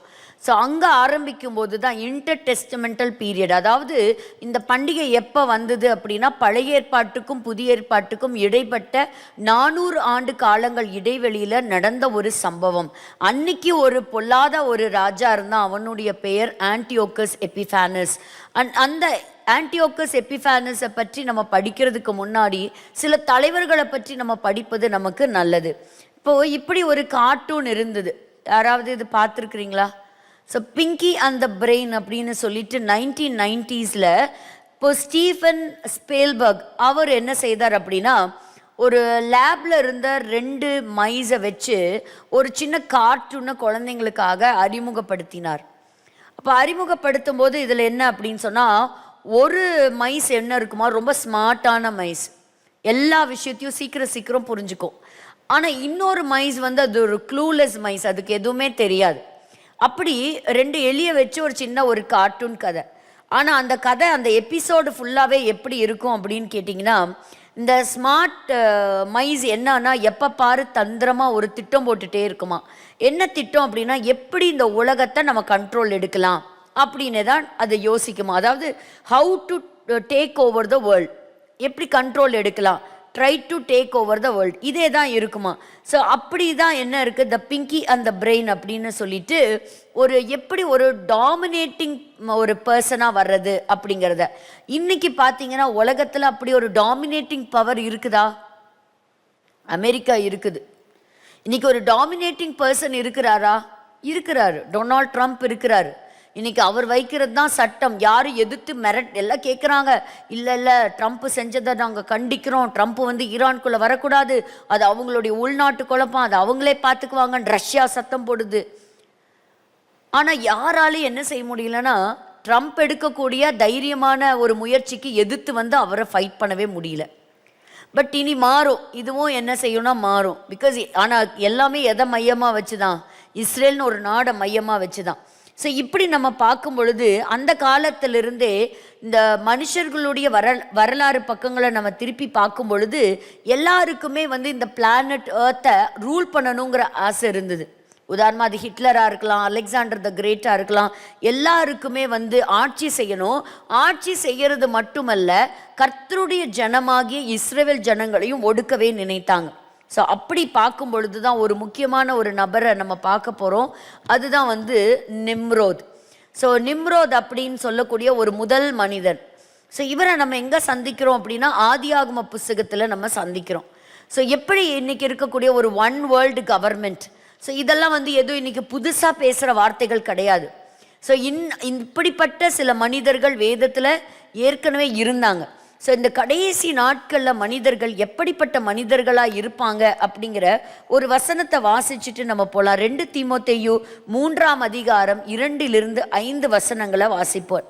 2 தீமோத்தேயு 3:2-5 எப்படியெனில் மனுஷர்கள் தற்பிரியராயும் பணப்பிரியராயும் வீம்புக்காரராயும் அகந்தை உள்ளவர்களாயும் தூஷிக்கிறவர்களாயும் தாய் தகப்பன்மார்க்கு கீழ்ப்படியாதவர்களாயும் நன்றி அறியாதவர்களாயும் பரிசுத்தமல்லாதவர்களாயும் சுபாவ அன்பில்லாதவர்களாயும் இணங்காதவர்களாயும் அவதூறு செய்கிறவர்களாயும் இச்சையடக்கமில்லாதவர்களாயும் கொடுமையுள்ளவர்களாயும் நல்லோரை பகைக்கிறவர்களாயும் துரோகிகளாயும் துணிகரம் உள்ளவர்களாயும் இருமாப்பு உள்ளவர்களாயும் தேவ பிரியராயிராமல் சுகபோக பிரியராயும் தேவ பக்தியின் வேஷத்தை தரித்து அதன் பலனை மறுதலிக்கிறவர்களாயும் இருப்பார்கள்.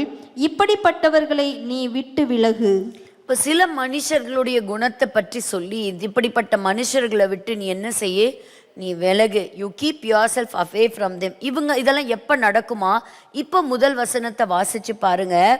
மேலும் கடைசி நாட்களில் கொடிய காலங்கள் வரும் என்று அறிவாயா. கடைசி காலங்கள் கூட கிடையாது, கடைசி நாட்களில், இந்த லாஸ்ட் டேஸ், இப்படிப்பட்ட கொடிய காலங்கள் வரும் என்று அறிவாயாக.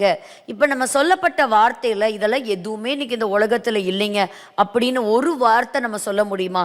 இந்த வார்த்தையை நம்ம அடிச்சிடலாம், இப்போ இப்படிப்பட்ட மனுஷங்க இல்லை.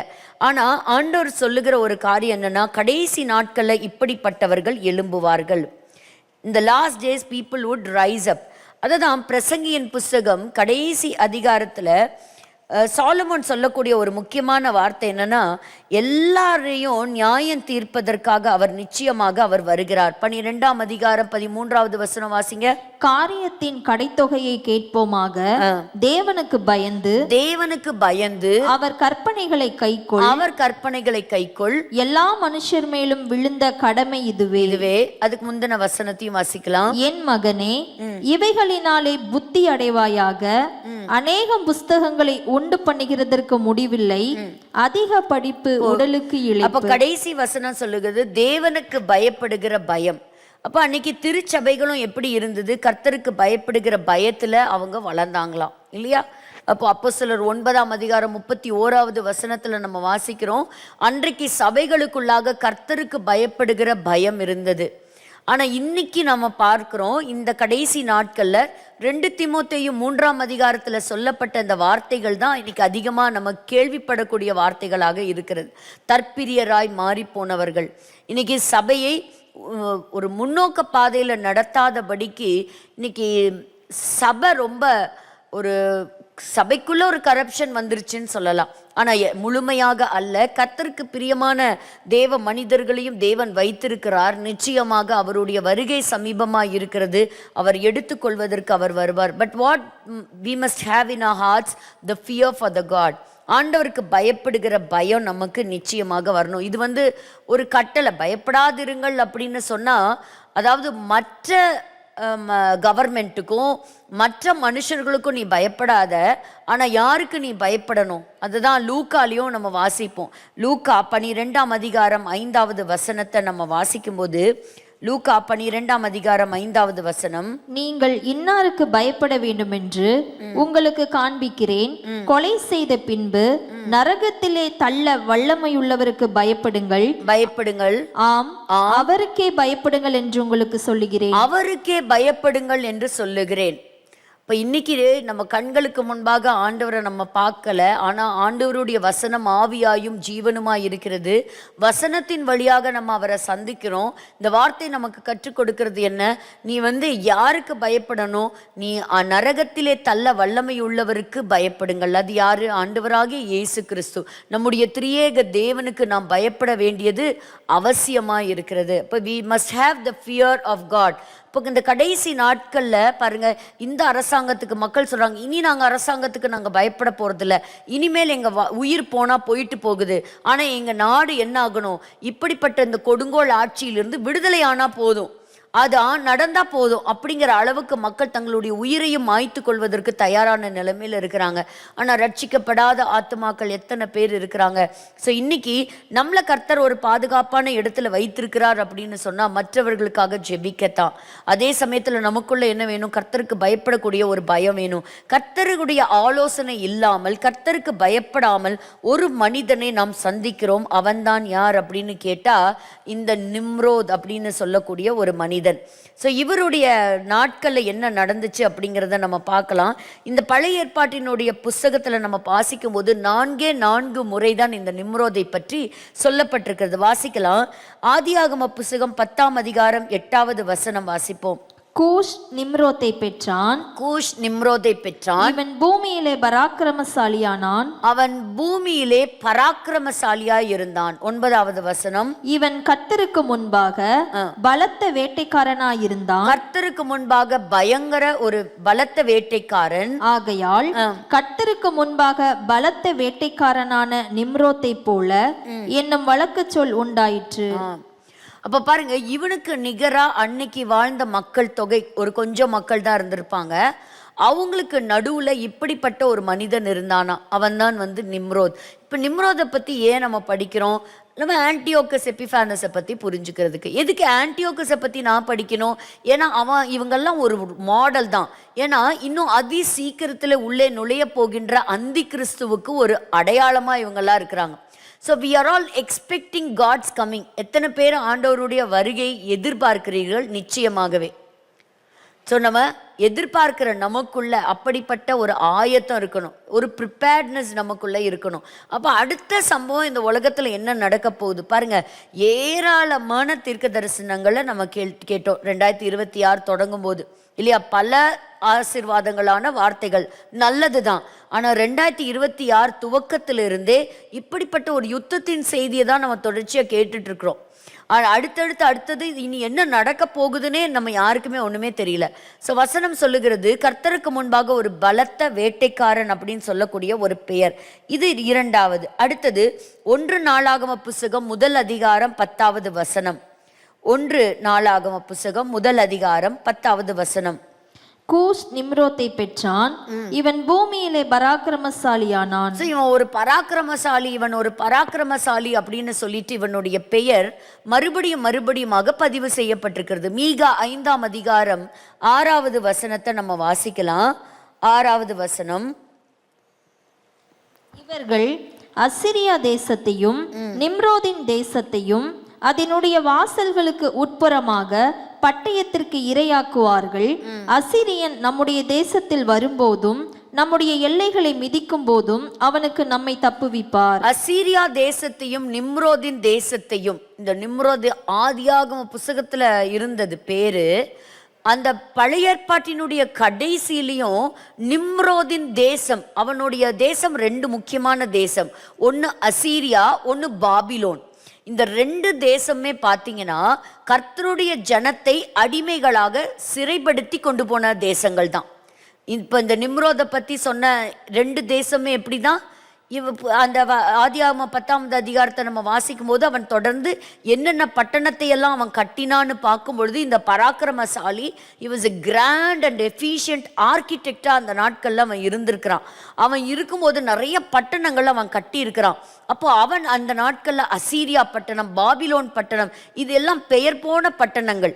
ஆனால் அந்த பட்டணத்திற்கு ஒரு அடிச்சுவடே யாரு தான்? இந்த நிம்ரோது தான். So who is the founder of all these cities? Nimrod. ஸோ இந்த பாபிலோனுங்கிற பெயர் ஆதியாகமத்தில் மட்டும் இல்லை, வெளிப்படுத்தின வரைக்குமே என்ன படிக்க போகிறோம்? இந்த பெயரை நம்ம படிக்க போகிறோம். ஆனால் இந்த 4 வசனங்களில் தான் நம்ம இவரோட பார்க்குறோம். பாருங்க, 10ஆம் அதிகாரம் 10லிருந்து 12வது வசனம் வரைக்கும் நம்ம வாசிக்கலாம். ஆதியாகமம் 10. பாபேல், ஏரேக், அக்காத், ஆதிஸ்தானங்கள், நினிவேயும்,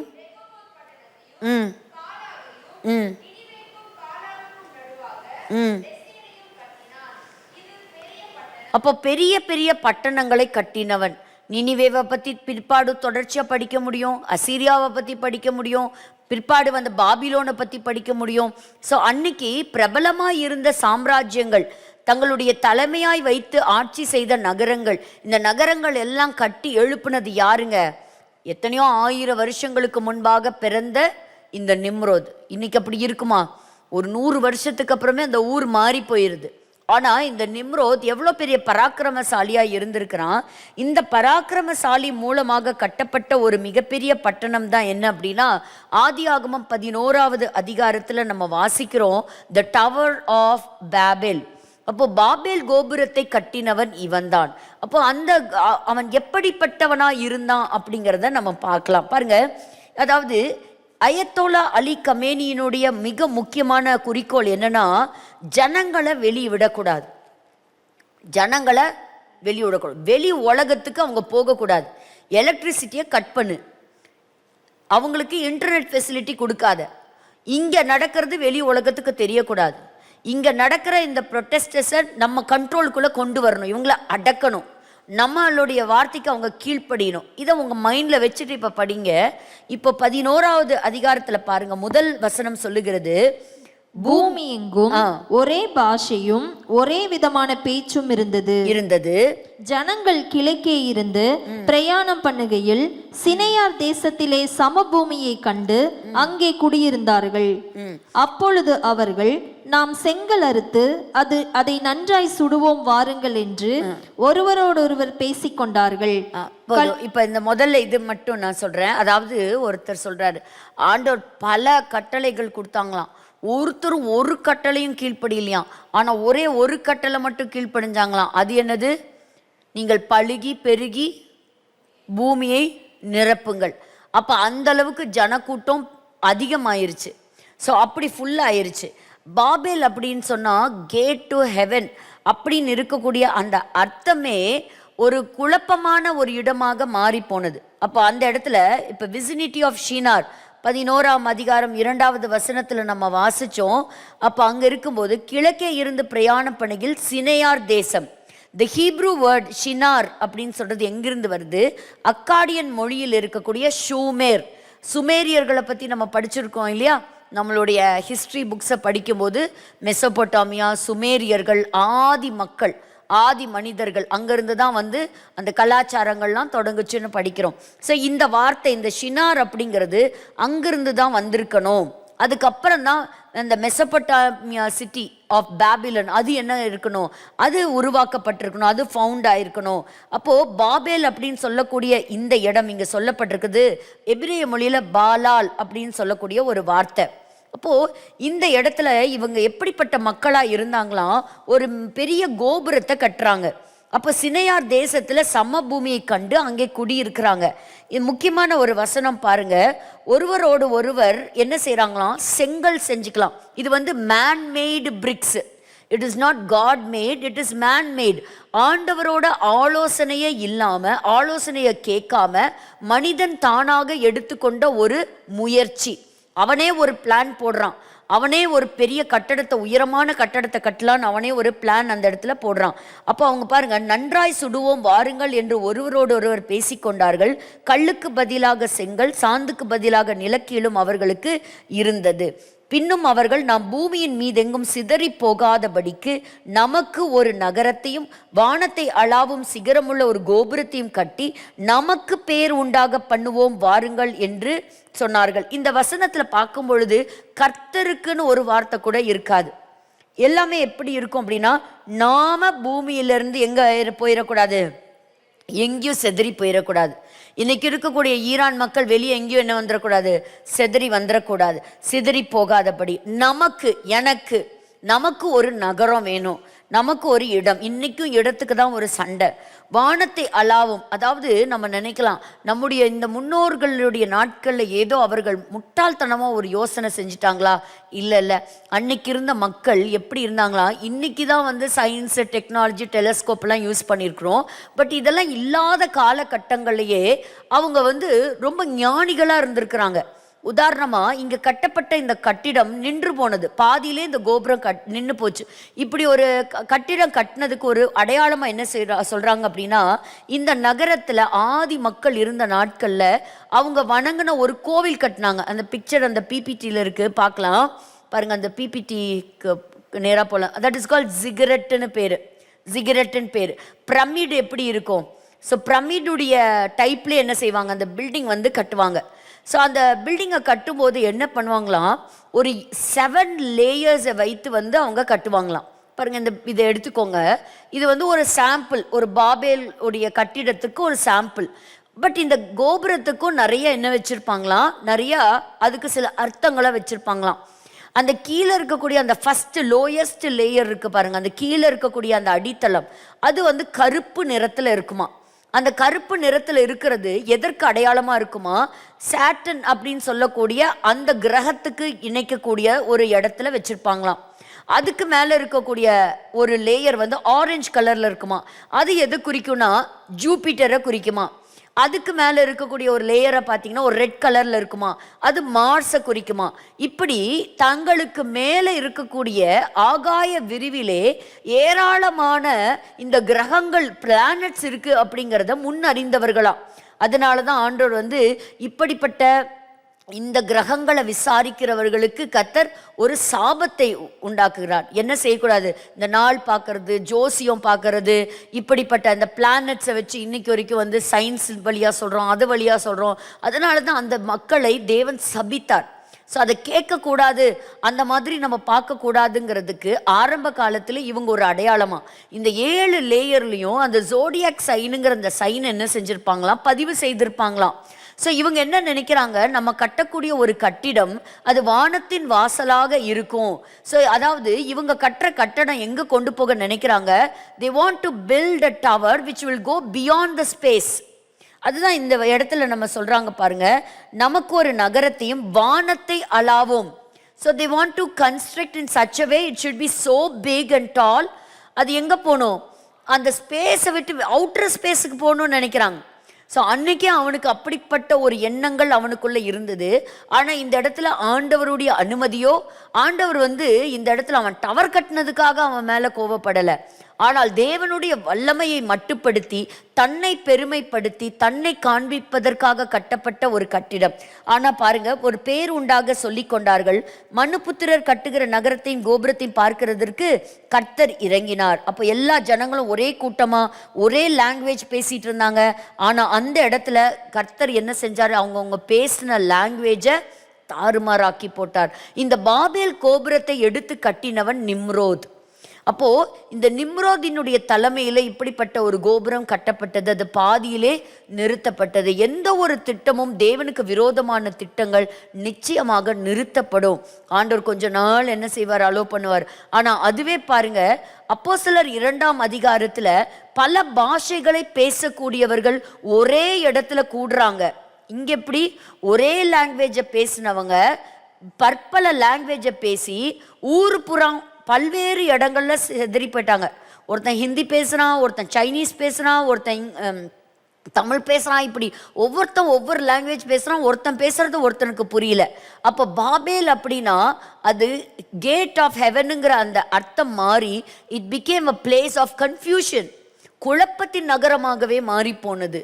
இன்னைக்கும் நம்ம அப்படிப்பட்ட ஒரு குழப்பம் நிறைஞ்ச ஒரு உலகத்துல தான் இருக்கிறோம். ஆனாலும் அதே சமயத்துல ஆண்டவர் ஆவியானவர் கொடுக்கக்கூடிய ஒரு அழகான வார்த்தை என்ன, இதே போல பற்பல பாஷைகளை பேசின யூத மக்கள் பாருங்க, பெந்தேகோஸ்தே என்னும் நாள் வந்த பொழுது அத்தனை பேர்த்தையும் ஆண்டவர் சிதறி போனவர்களை கூட்டி சேர்த்தார்.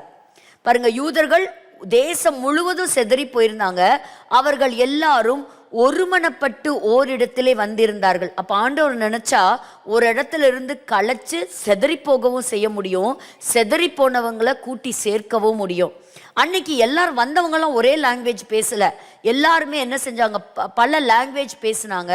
ஆனா இந்த வசனத்தை நீங்க தொடர்ந்து வாசிக்கும் போது பேசினா அவங்க பேசுறது எல்லாருக்குமே புரிஞ்சுது.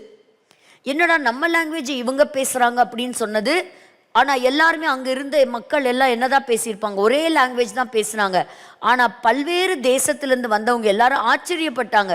என்னடா நான் வந்து இந்த தேசத்துலேருந்து வந்திருக்கேன், என்னோட லாங்குவேஜை அது எடுத்திருந்தீங்கன்னா படிங்க.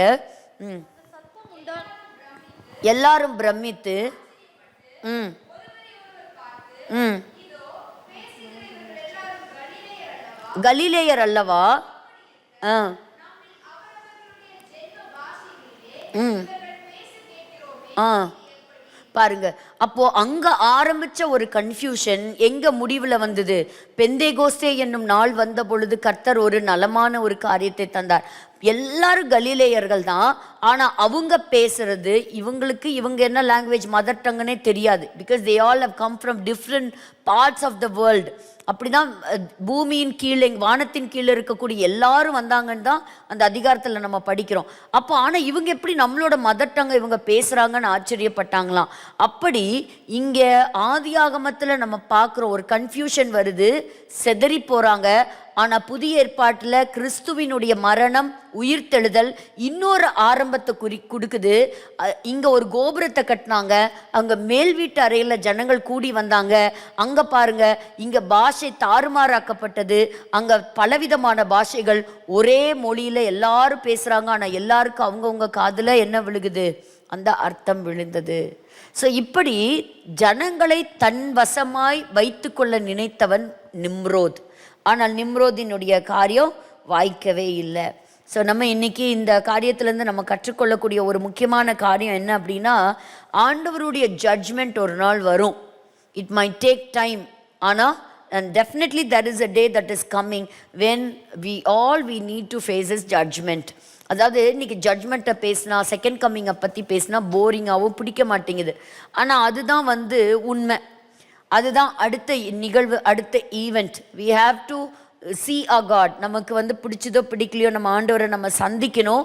ஸோ இன்னைக்கு நம்ம பார்த்தோம் நிம்ரோதினுடைய காலம். அவன் பராக்கிரமசாலியாக இருந்தான்.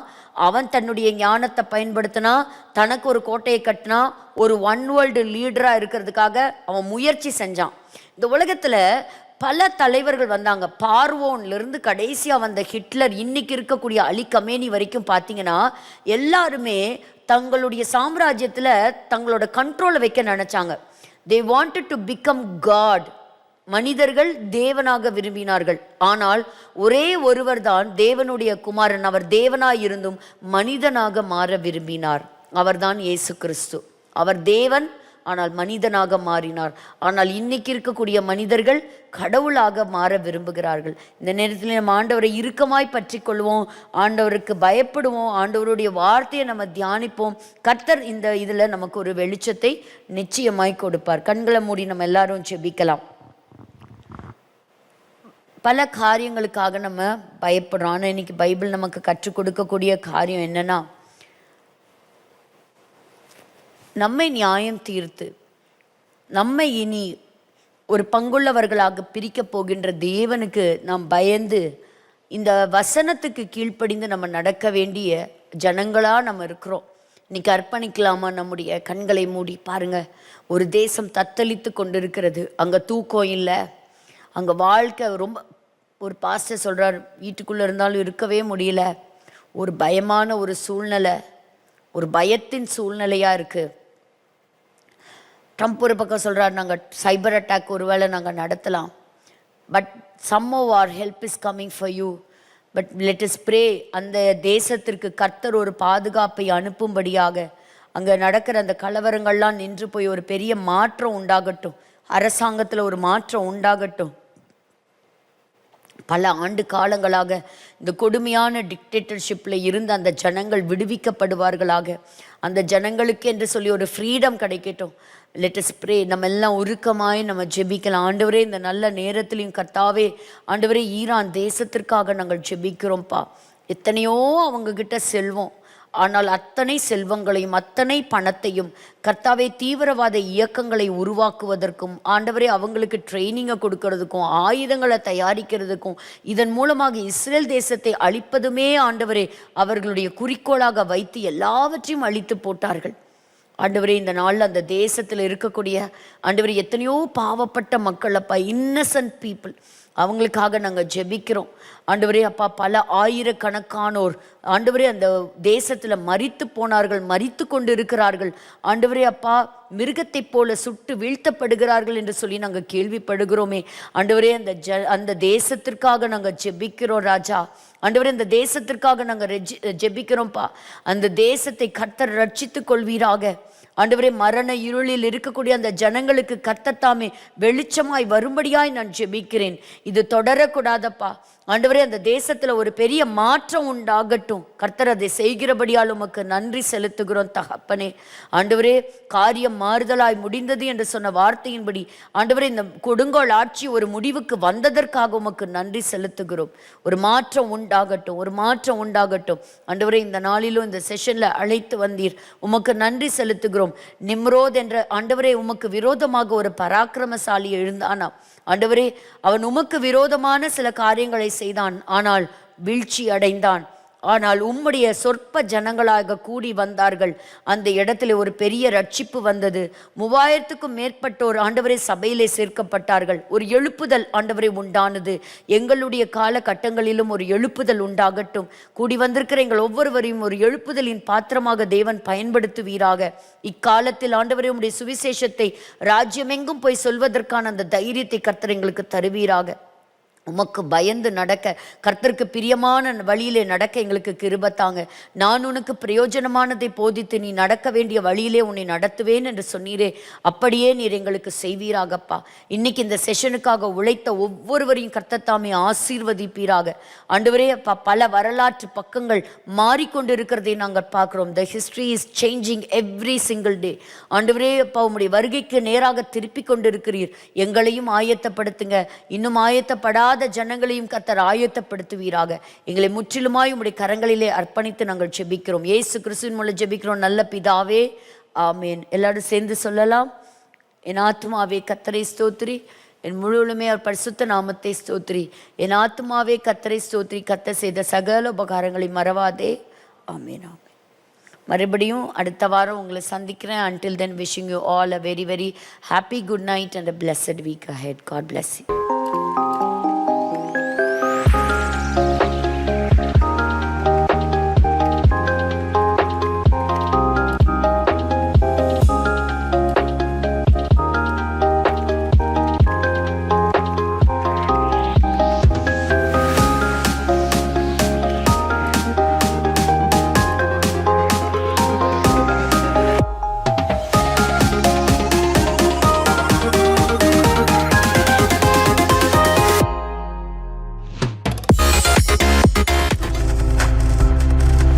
நீங்கள் பார்த்துக் கொண்டிருப்பது உங்கள் ஜாய் டிவி. உங்கள் துக்கம் சந்தோஷமாய் மாறும்.